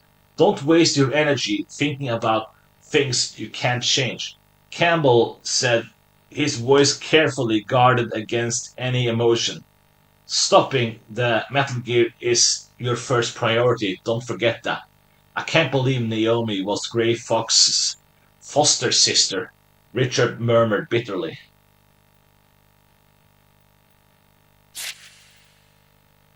Are you happy? You know who she is now, after all. I wouldn't say that. Richard's expression was complex.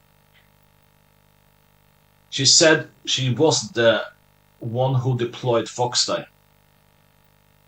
I decided to risk putting out a feeler. Richard said nothing, and that told me everything I needed to know. It was you, wasn't it? Yes. I was taken aback by his ready admission. Foxdie was one of my projects, and Naomi was a top-notch professional. The Foxdie Richard had hit a brick wall when she pitched herself to us. She'd somehow heard that we were looking for a genetic engineering expert as soon as she joined the team. The project took off in a major way. Richard paused, then plunged ahead. I assigned her to lead the uh, development effort. When the virus was finally engineered, it was she that named it Foxdie. What I thought was dedication to the work was actually first for vengeance. She didn't let that slip, not once. He murmured ruefully. I knew what his relationship had been with Naomi when I studied his face. You were seeing her. She was using me. He corrected and gave a hollow laugh. At that point, one of his men came tearing over. After an urgent whisper, Richard's face grew grim. What happened? Master Miller wasn't Master Miller. Richard was visibly shaken. What? The man I sent to investigate Miller just reported in. He found Miller murdered in his home up in Alaska. Who was it that we were talking to then?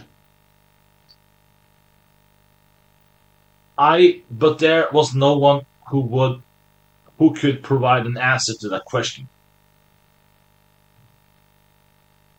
Around the same time, on Shadow Moses, Snake had finally made it past the enemy's defenses and successfully re-entered the launch code. But something was amiss. As the code was accepted, an alarm was triggered, launch code entered, an electronic voice intoned, all systems ready, stand by for missile launch. Snake stared around him. Aghast. No, I just overrode the launch authorization.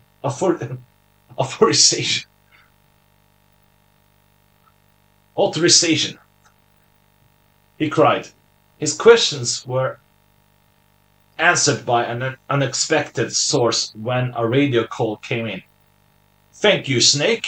It was Miller, or rather an impostor, who had taken the murdered man's identity. The launch preparations are now complete. Nothing can stop Metal Gear now. Master, what's going on? We're very grateful to you. Not only did you bring the key, you just entered the launch code for us as well. What? We never did get his part of the code from the DARPA chief. Even Mantis' abilities couldn't break through, and Ocelot managed to kill Anderson off before we could try. Anything else? As Snake listened in horror, Miller continued. You see, we couldn't launch the missile, not even a warning shot. We were dead in the water, with nothing to back up our demands. Master, what are you saying? With the launch code out of our reach, we had to fall back on another plan. We decided to have you work for a snake. What? Having decoy octopus impersonate the DARPA chief was a part of it. We were trying to extract information from you, but Foxtie got him first. Miller said savagely. Are you saying this whole thing was fixed? Snake asked through clenched teeth. And it was all to get me to unlock the launch sequence? The terrorist's mocking laugh rang out. Did you think you got this far thanks to your own abilities? Think again. Master, what about you? Are you a spy? The other continued as though he had not heard Snake's question. But everything is ready for the launch now, once they get a taste of the new warhead. The White House will have to hand over the antidote and they'll have nothing on us anymore. Ever again. Have nothing on you? What do they have on you now? The Pentagon's already accomplished what it set out to do with you. It happened right there in that torture chamber. You're the only one who's in the dark. It's not fun, is it, Snake? He sneered. Who are you? I'll tell you, if you manage to get to me. Where are you? Very close, Snake, very close. Campbell suddenly broke in. Snake, that's not Miller. Hello, Campbell. It's a little late for that. The imposter said mockingly. Master Miller's body was discovered at his home. He's been dead 3 days. We didn't know sooner because the communication was down according to mailing. The transmission is originating inside a base. Then who are you? Uh, You've been talking to me all along, the man responded. Snake, his voice suddenly changed, and I knew who it was. So did the snake. Uh,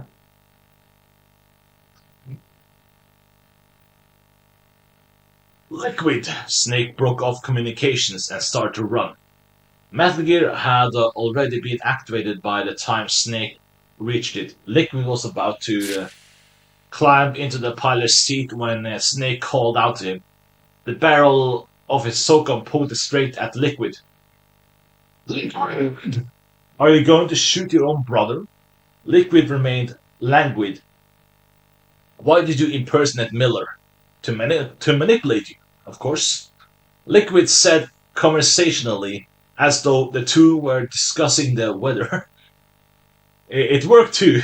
You did exactly what we needed you to do. Snake's indignity was compounded by Liquid's next comment. I'm sure your masters at the Pentagon agree. Why do you keep mentioning them? You don't even question the orders that you're given anymore? Snake. Where's your pride? A warrior reduced to a pawn. Liquid sighed exaggeratedly. All this stopping the nuke, rescuing hostages.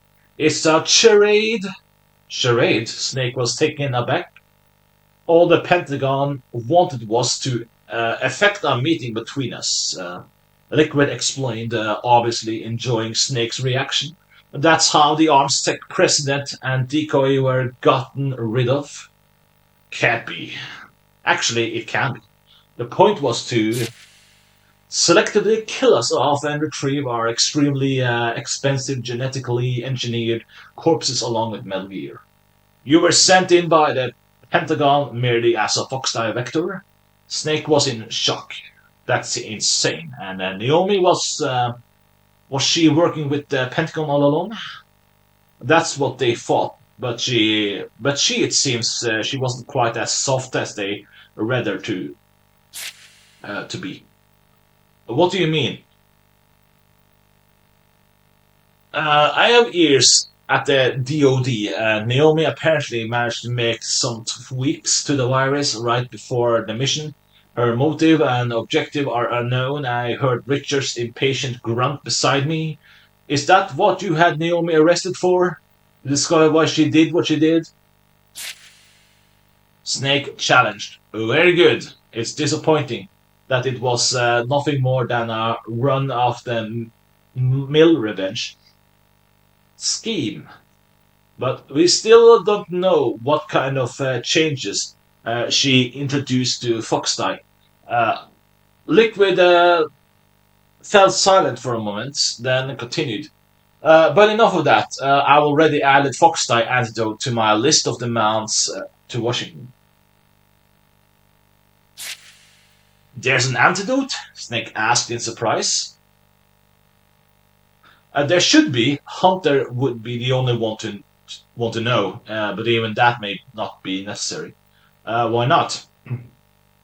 You've successfully infiltrated the facility. We've all been infected with the execution virus according to their plan. Octopus and the Armstead president died of it for certain, but neither myself nor Ocelot, not to mention you, have shown any sign of infection. You're saying there may be a flaw in Foxdie's targeting program? Who knows? But as long as you're healthy, I'm safe. We share the same genetic code, after all. So we are twins, yes. But not in the ordinary sense. We're the flip side of a counterfeit genetic coin. Enfant terrible. Liquid's voice grew hoarse with anger. You lucked out. They handpicked all of our father's superior traits for you. Snake was silent. His father? Big Boss was a part of the past he wanted to leave behind. A past tainted by the crime of patricide. But Liquid was not finished. Everything that was undesirable, I got. Or should I say that I was everything undesirable left over from the creation process that was designed to produce you. The only reason I came into being was so that you could be born. How could I be the superior specimen? Oh, but you are, and I am the dregs. You can begin to understand what that was like starting out life as genetic garbage. The hatred and rage in Liquid's voice shook us and left Snake speechless. But it was me that our father chose. Liquid said slowly and purposefully. Is that why you're obsessed with Big Boss? Some kind of twisted love? Love? Hatred? My brother, it chose me, knowing that I was biologically inferior. Now I'm about to pay him back for that crime. Liquid laughed, mocking Snake's bewilderment.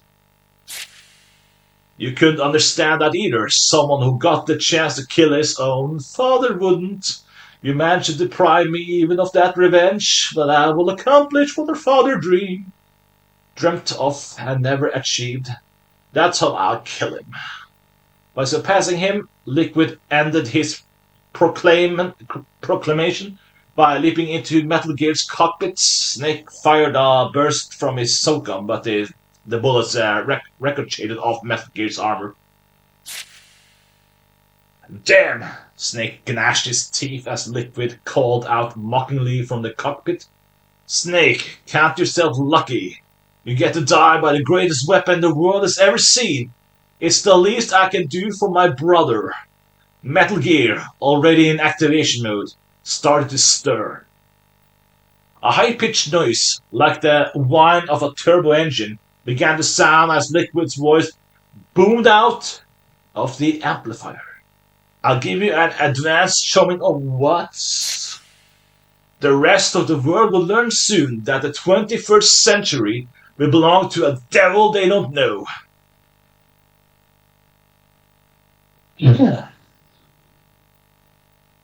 Metal Gear struck at Snake like a living thing. Its state-of-the-art composite armor was virtually impregnable to all but high-yield explosives, like heat, high-explosive anti-tank. But Dr. Emmerich had advised Snake to take out their radome and knock the sensors.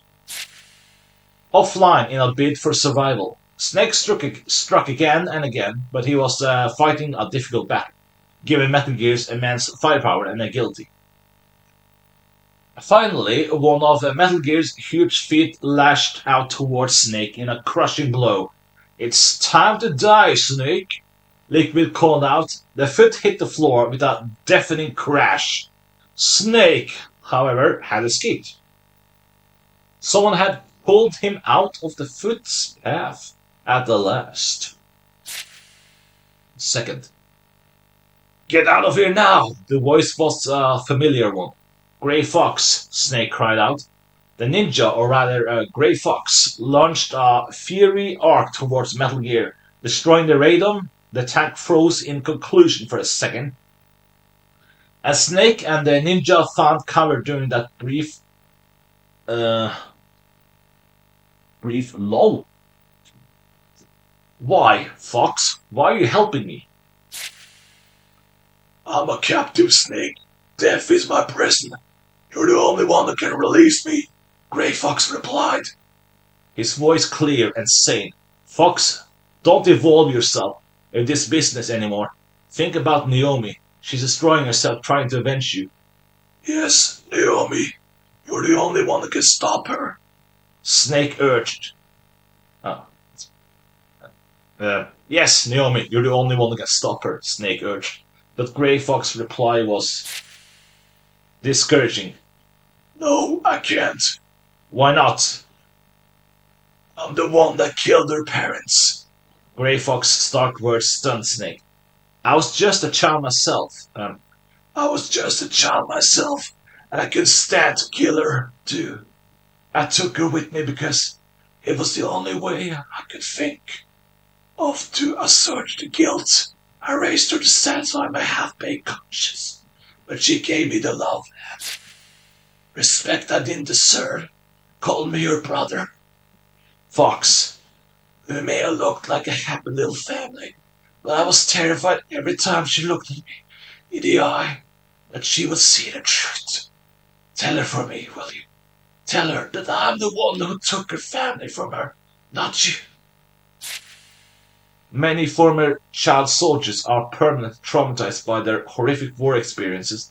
It was possible that Grey Fox's compulsions, whether it be taking in his victims, orphaned child, or returned again and again to the battlefields with Big Boss, had its roots in his childhood scars.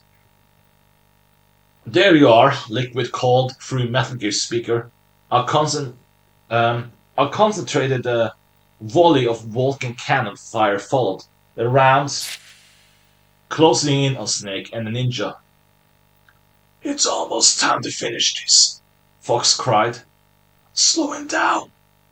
"Fox!" Before Snake could stop him, Grey Fox leaped out into the open and went for Metal Gear. We could hear the rear of Metal Gear's Vulcan cannon. Grey Fox's reinforced skeleton gave him a faster reflex, and he dodged the volley. But the next second his body had been plucked up by Metal Gear's massive jaw. "Fox!" Snake's shout reverberated throughout the hangar. Metal Gear's engine revved louder, and Fox's reinforced skeleton creaked audibly. "How long will his bones hold out? Snake? Are you going to abandon him?" Liquid taunted, but Fox was far from dead. "Oh, Lord, that Fox is one of the most dangerous animals." Laser fire burst from Fox's right arm, and Metal Gear's radome exploded. Liquid was now blind, since Metal Gear's cockpit was completely sealed from the outside. "They didn't give you a Fox rank for nothing, old comrade. But this is where it ends," Liquid's unamplified voice called out. He had apparently discarded the cockpit hatch to use his own eyes and ears in lieu of sensors. The next thing we heard was an explosive crash. Was Grey Fox now under Metal Gear's foot? My fear was confirmed by the ominous and unmistakably sound of Fox's reinforced exoskeleton creaking under pressure. At the same time, we heard Fox's gasping voice. Finally, I can finally die, and with you as my witness. After Zanzibar land, they took away that fight from me. I wasn't dead, but didn't feel alive. So futile for such a long time. But finally it's over. Fox's voice was down to a whisper now. Snake, we're not just tools for politicians and generals. All I did with my life was fight. But at least it was my choice. Goodbye, Snake. With a dull crunch, his reinforced skeleton finally gave away. Fox! Snake screamed. Liquid laughed. He was a fool. It was over the moment he begged for death. He ground Fox's battered corpse underfoot with metal gear, then bellowed.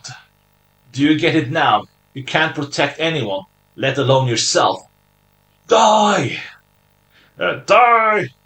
Metal Gear's Vulcan cannons roared into action, but with all sensors offline, the fire lacked its previous accuracy. Robbed of his old friend and comrade, Snake gave free rein to his rage. Taking up a Stinger missile launcher, he fired at Liquid, sitting exposed in his cockpit. It was a direct hit. Even the composite armor could not protect against a shot that penetrated into the cockpit itself. Its piloting system destroyed Metal Gear, abruptly spun out of control, and pitched towards the ground with a deafening screech. A massive explosion followed seconds later. Snake, caught in the blast, was bodily thrown across the hangar and knocked unconscious. Snake was still out cold, but his radio was online. We could hear smaller explosions from the wreck of the Metal Gear, and the sound of flames greedily sucking up the leaking fuel.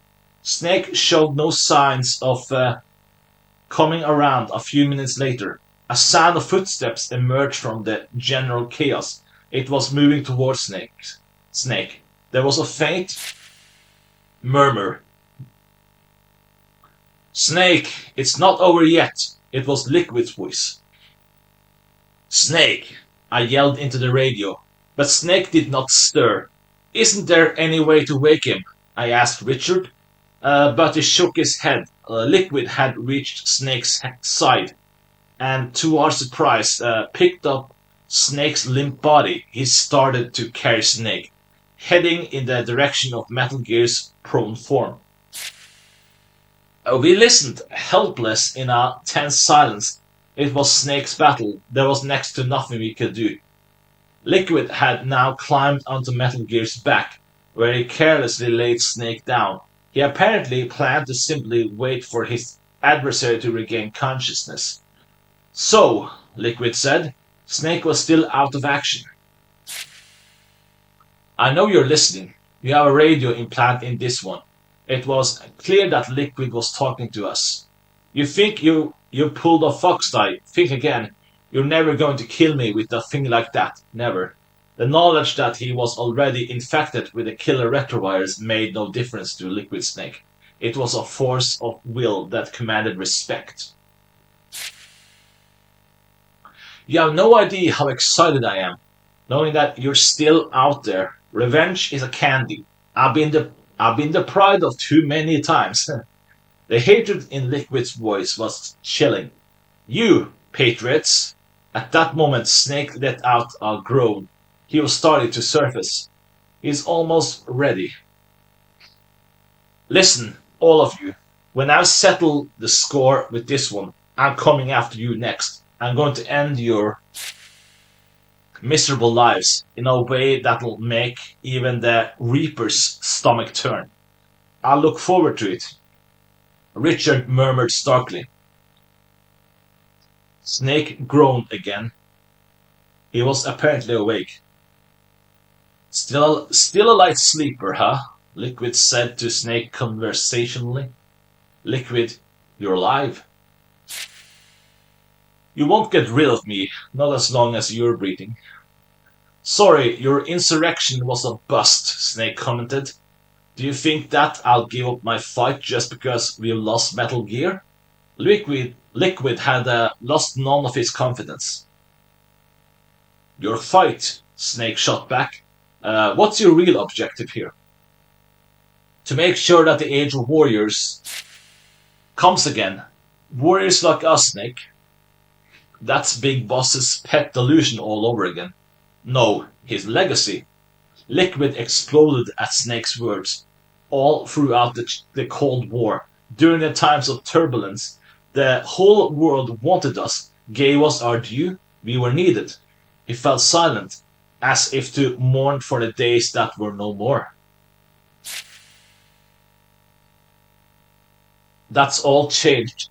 Hypocrisy and fraudulent peace are replacing warfare. There is a terrible emptiness that comes from losing an arena for your gifts, and the terror that you will become a dinosaur, no longer useful. You must know that fear better than anyone. Snake had no reply to Liquid's entreaty, wondered whether Liquid's words had found their mark. The prototype nuclear warheads will provide me with the leverage to acquire my campaign funds. The funds will make more global acts of terrorism possible. Violence begets violence. And this complacent world will erupt into confusion. Violence, mistrust, and conflict will compound each other and create more hatred. And our sphere of usefulness, the ecosystem of war, will grow larger and larger. As long as human beings are around, there will always be war somewhere in the world, Snake argued. There's no need to create more. It's a question of balance, Liquid responded in a flash. The balance that our fathers fought for. And that's the only reason you need to do this. It's more than enough for me, and for you too. That's not the kind of thing I want. Not now, not ever. Liquid laughed at Snake's dogged refusal. You're lying. Why do you think you're here? You've been lied to, betrayed by your own team, but you still wouldn't abandon the mission. Why? Snake could not answer. I'll tell you why, Liquid continued. Because you enjoyed the thrills and the kills. No, that's not it. No, that's not. Snake was struggling for words, but Liquid cut in. Are you going to the? Are you going are you going to deny it? You killed dozens of my men today. But that was, as Snake faltered. Liquid laughed in contempt. Every time you delivered the kill shot, your face brightened up. No, there's no reason for you to deny your own killer instincts. That's what we were created for, after all. What we were created for? It was all the encouragement Liquid needed to reveal the details of a secret project known as Les Enfants Terribles. It was the 1970s. The US had not yet awoken from the nightmare of Vietnam War. When a plan was hatched by key figures in the government to artificially create the ideal soldier, the man selected to serve as the genetic template for the project was the most famous living mercenary of the time, Big Boss. Big Boss was, however, incapable of reproducing, a result of past war injuries. As a result, his body cells were harvested for cloning attempts. In addition to the exiting analog cloning protocol, the program incorporated the so-called super baby technique. The super baby technique involves carefully dividing the fertilized egg whose nucleus had been switched with that of the donor cell. The result is usually eight zygotes, which are then implanted in a surrogate's uterus. Six of the embryos are strategically aborted over a period of time in order to boost the growth of the remaining two. We started out as octuplets, Liquid reflected. Octuplets? Snake was clearly taken aback. Six of our brothers were killed so that we could be created. We've been causing death and destruction, even before we breathed outside air. That left the two of us, two zygotes that shared the same DNA, but there was one more sacrifice to be made. One of the embryos was engineered to manifest the full potential of its genetic makeup, at the expense of the other one, which was purposefully relegated to the bottom of the curve. You are what you are, Solid Snake, thanks to the death and deprivation of your brothers. Liquid surveyed the stunned Snake and smiled. But if you think that I'm the only sibling you have left, think again. What? The genome soldiers, they were bred from our father's DNA too. The only difference is that they're not analogs of him, like we are. Liquid went on to Liquid went on to tell an astonishing story. The Human Genome Project concluded late last century.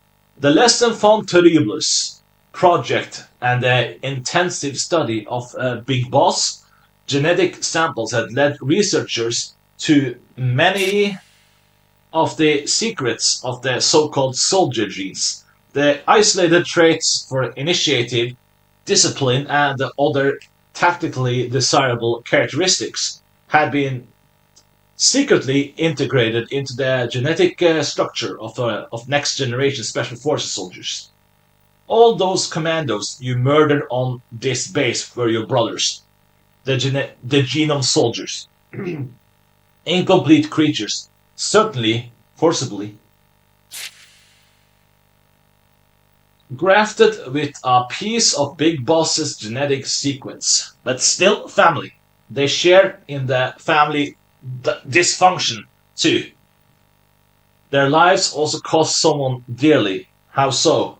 Human experiments. Liquid hissed angrily. According to Liquid, the military had secretly started treating its men with the soldier gene when the 1991 Gulf War broke out. The unexplained Gulf War syndrome among the returning personnel was apparently one of the gene therapy's unfortunate side effects. That means that those Gulf War babies born to vets are, Snake asked, stunned. Exactly. Our earliest siblings. And the next generation special forces were the finished product. Finished? Liquid sneered. Hardly. They're defective. We all are. On a path to extinction, if you will. What did you say? You ever heard of the law of biological asymmetry? There's a natural tendency towards left-right asymmetry. On the other hand, species that ran out of genetic diversity and are on path to extinction start showing complete symmetry. That's what's happening to the genome soldiers and to us. Snake stared at Liquid in bleak shock. Every one of us is dying on a genetic level. The question is when the decline will start. That's why I need our father's body to get some answers. You expect me to believe? Snake asked. That you demanded Big Boss's body so you can save yourself and the genome soldiers? Siblings start out life competing, but they always band together against outside threats. Why do you think that is? Liquid waited for Snake to respond, but the latter said nothing. It's because they share your genes, and by helping them, the chances of your genes making it to the next generation are bettered. Natural selection favors nepotistic species. The instinct to help our own kind is an inherited trait. Your DNA is ordering you, ordering you to help these genome commandos. Snake said skeptically. But Liquid agreed in river, reverent, rever, rever, reverential tone. No one can go against their genetic destiny. We were born for the sole purpose of recreating our father's DNA in its basest and most ideal incarnations. I will follow my destiny and surpass it.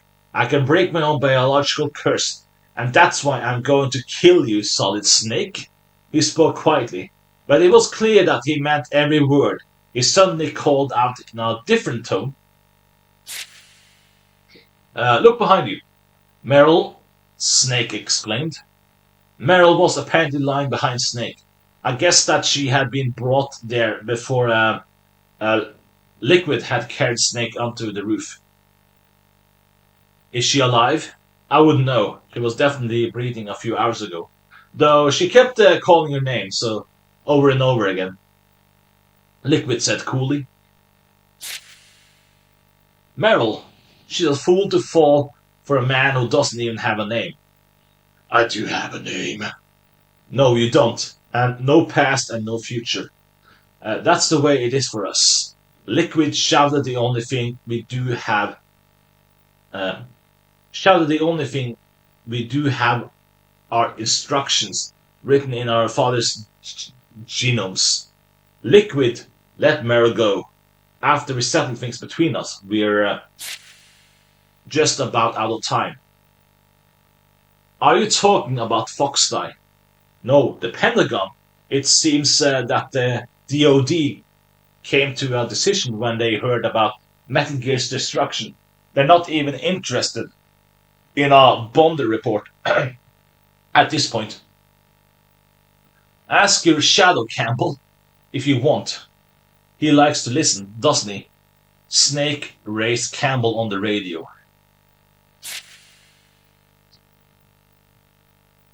Colonel, can you hear me? I'm here. What's the Pentagon up to? You'd better tell me, Colonel. The Defense Secretary's personally taking control of the mission. He's on an AWAC heading your way. For what?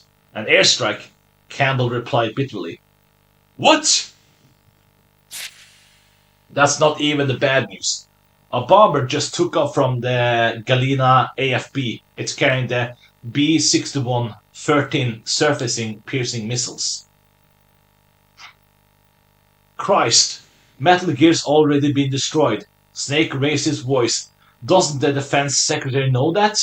He knows, but because of Naomi's betrayal, he no longer has any faith in Foxdie's effectiveness. You're taking out Metal Gear means that the threat of nuclear strike has been removed, and he is free to ensure a direct and complete cover-up of the whole affair by blowing up all the evidence and everyone who knows anything sky-high with a nuclear bomb. Snake finished angrily, but Campbell's next words were unexpected. Don't worry, Snake, I'll halt the airstrike. What? It may be a technicality, but I'm still the field controller for the mission. If I call in an order to halt the strike, it should wreak enough havoc with the chain of command to buy you some time. Use it to get out of there.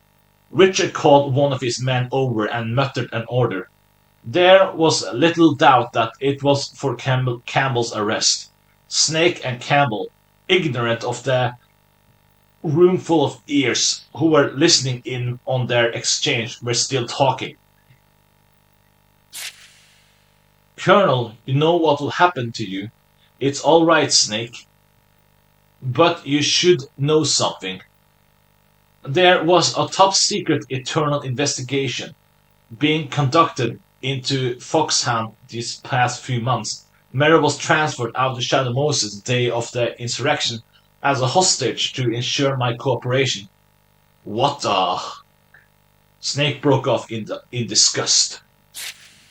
Now, go, Snake. Are you sure about this? You'll lose everything you worked for. I'm sure. And this way, I get to keep the things that are really important, and that I would otherwise lose. Colonel, alright, I'm putting in an order to halt the strike. This is the point of no return. What the hell? Campbell gasped. It seemed that Richard's men were trying to restrain him. The only thing we could hear over the radio were gunshots and unintelligible noise. I was once again a helpless spectator of a life or death struggle. Mei Ling burst in abruptly, as though she had seized the microphone. Snake, Mei Ling, what happened to the colonel? I don't believe this. Tell me what's going on. Snake, the colonel. Mei Ling's voice was lost in the shower of static before she could reveal more. Instead, an unfamiliar male voice started to speak. This is Jim Houseman, Secretary of Defense. Roy Campbell was just relieved of duty. Let me talk to Colonel Campbell. He's been arrested for compromising national security. He'll be charged with treason. That's insane. No, it was Roy Campbell who was insane. If he truly believed that he had any real say in this mission. You, Snake was seething, but Houseman went on nonchalantly. The nuclear strike will go forward as planned. The sea will take care of what little there is left. It's what the president wants. So this is an executive order. So this is an executive order. So this is an executive order. The presidency of the United States is a very, very busy job. Let's just say that I take full responsibility for this strike. How are you going to explain to the media why you dropped a nuke on American soil? Oh, don't worry, there's a cover story ready. A band of terrorists took over the Shadow Moses facility and were extremely careless with their nuclear missile. You'll be killing your own genome commandos, all the researchers too. Donald is already dead, Houseman suddenly said with genuine sorrow in his voice. So you didn't plan on killing the DARPA chief after all? Snake asked. Oh, he was my closest friend. And the rest of the poor bastards stranded here aren't? So the hell with them, is that it? Oh, that depends. If you transfer the contents of the optical disc over to me, there may be a room for negotiation. What disc? Snake feigned ignorance. But Houseman was not so easily put off. The disc that contained the full exercise data. Donna was supposed to personally bring it back. I don't have it. Oh, that's unfortunate, Houseman said calmly. The fact remains that the two of you are a liability. You belong to an age no one cares to go back to, and you have the potential to needlessly embarrass this great nation. No, you cannot be permitted to ever leave that island. Take the time until the air strike to catch up, and then rest in peace. You are a ghost of the Cold War after all. The transmission ended. So there's no way out for either of us, heard Liquid laugh as he approached Snake. We'll settle this score before the cavalry arrives. Snake rose to his feet. You've taken everything from me, Liquid said, and I will reclaim it all, including my rightful biological heritage. Right here. The two snakes closed in on one another. The final battle was about to begin. Snake and Liquid had engaged each other in a fierce hand-to-hand combat, but Richard had other things to attend to. He had one of his men open a radio channel. Yes, what is it? I realized with surprise that the person he had called was no other than the Secretary of Defense, Jim Houseman. An airstrike was an unwise decision. Richard sounded displeased. With a nuclear-armed stealth bomber airborne, a complete cover-up is no longer an option. They are not happy with this. It's the only way to destroy the It's the only way to destroy the evidence. The results will bear out the correctness of my decision. There will be no results. I already aborted the airstrike. How dare you? Houseman started to roar, then suddenly petered out. He no doubt had remembered the powers that be that stood behind Richard.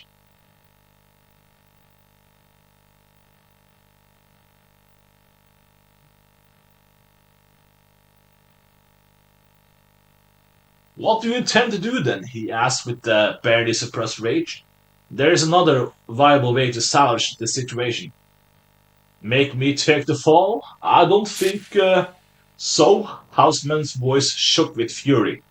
Richard cited exaggerately. You don't think so? It seems, Mr. Secretary, that Colonel Campbell is not the only one who truly believed that he had any real say in this mission. What are you saying? I heard a sound of scuffling on the other end. Hey, what do you think you're doing? Get your hands off me! Houseman had apparently been restrained. It was exactly the same scenario that had played out during Campbell's arrest. You have several choices, Richard explained with something resembling pity. It's up to you which ending this particular story has. I myself would suggest a quiet retirement from public life. You'll pay for this, Ames, I swear to God! Houseman spat out as he struggled vainly against his captors. Personally, I don't condone rough measures. I hope you'll come to the same decision. Richard ended the call. The transmission from Shadow Moses was still active.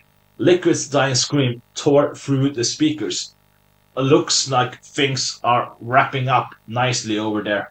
Richard murmured. Richard cleared all of the personnel out of the study. We were now alone. I could hear Snake and Merrill over the wires. It seemed that he had succeeded in rescuing her in time. Now the question is, what am I going to do with you? Richard said as he turned away from the radio. The time had come for me to make my move. I walked up to my computer. This machine has been recording everything that went on in this study and relaying it to a remote location.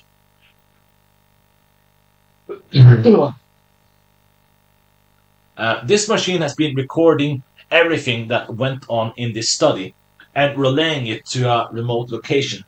Once there, the data was immediately backing up on an optical disc. It was no bluff, it was just a mere covert version of a real time remote conferencing system. Because of my work, I frequently must acquire information from such unsavory types as black market arms dealers and mafia members who specialize in plutonium smuggling. The recordings were my standard insurance policy. I already sent a message to the co-location administrator. He'll give the disc to my media contact if he can't get in touch with me by a certain time. That had been the mail I'd secretly sent from my PDA earlier. If anything happens to me, the contents of the disc will be all over the world. But Richard was unfazed. I started to feel apprehensive as he calmly lit another cigarette. You mean this disc? He took out a shining optical disc from his inside jacket pocket and slid it into my PC's drive. A few quick clicks of the mouse and the playback started.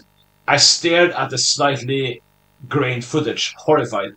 The audio seemed overly loud in the silent room. You should be hearing from him soon. You're clear on how to use the radio. Richard's voice was raspy in playback, but it was definitely the data I had secretly collected and sent out. How? You shouldn't underestimate me, Richard said as he ejected and pocketed the disc. Everything in this house has been vetted and monitored since the operation started.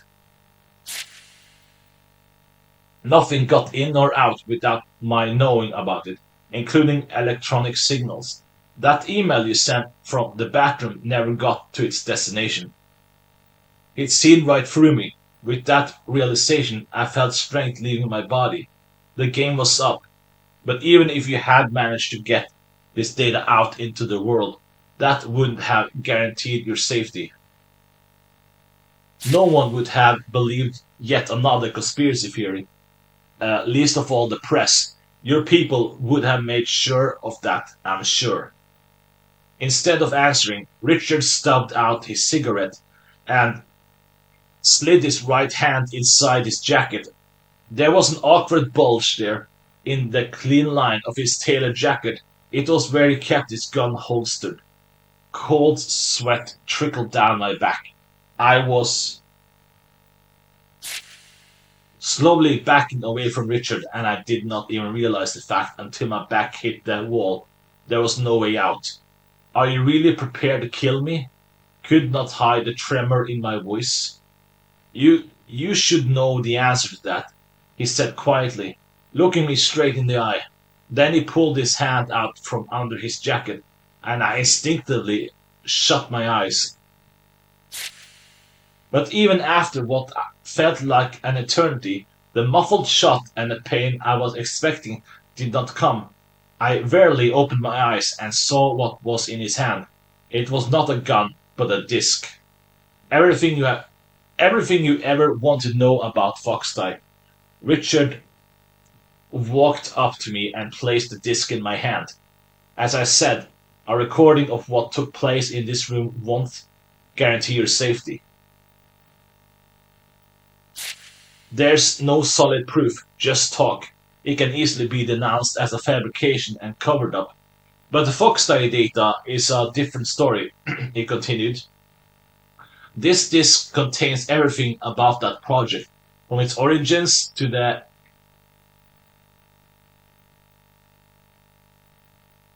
names of every individual involved. As long as you have this as an insurance, they won't be able to touch you. Why, Richard? He did not answer my question. You'd better get out of here quickly. Your car's just out back. What about you? That's not something you need to worry about. But you don't need me. Nastasha and I have things to take care of.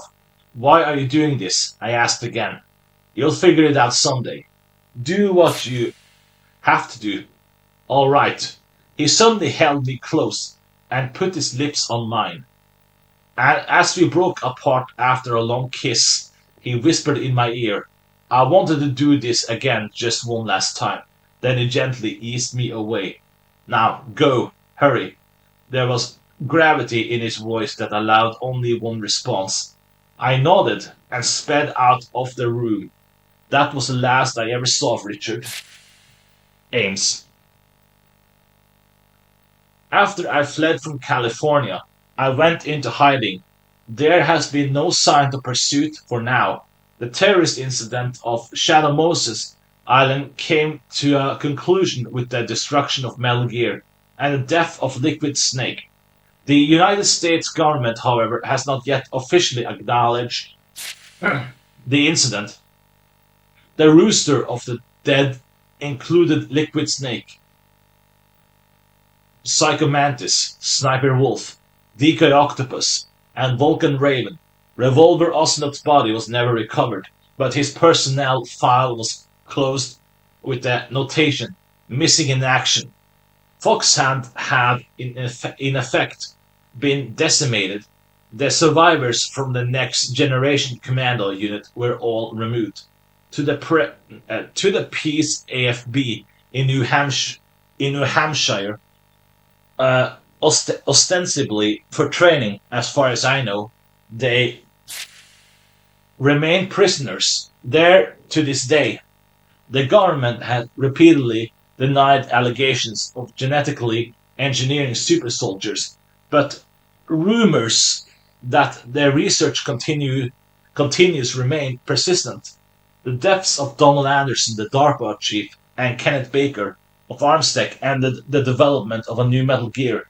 The Metal Gear Rex unit itself had been all but completed under Hal Emmerich's leadership.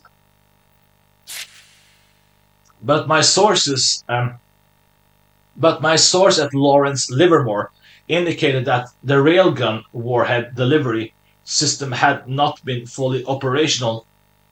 Apparently, there had been some serious issues with the railgun's targeting accuracy. This was no doubt the reason Baker had entrusted Snake with the exercise data, and Jim Houseman, the Secretary of Defense, had so aggressively pursued its whereabouts. The data is now lost, and the development program has been closed down. I dare to dream that the new nuclear delivery system will never see the light of day. A few days after the incident, I heard on the news that Houseman had shot himself. The suicide was attributed to a temporary nervous breakdown related to job stress. Supporting statements from family and subordinates were widely aired. The airstrike order for Shadow Moses was glossed over as an unfortunate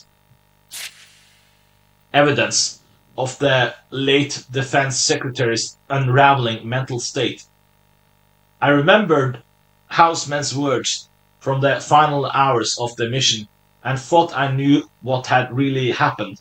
He had refused to take the fall and paid for the defiance with his life.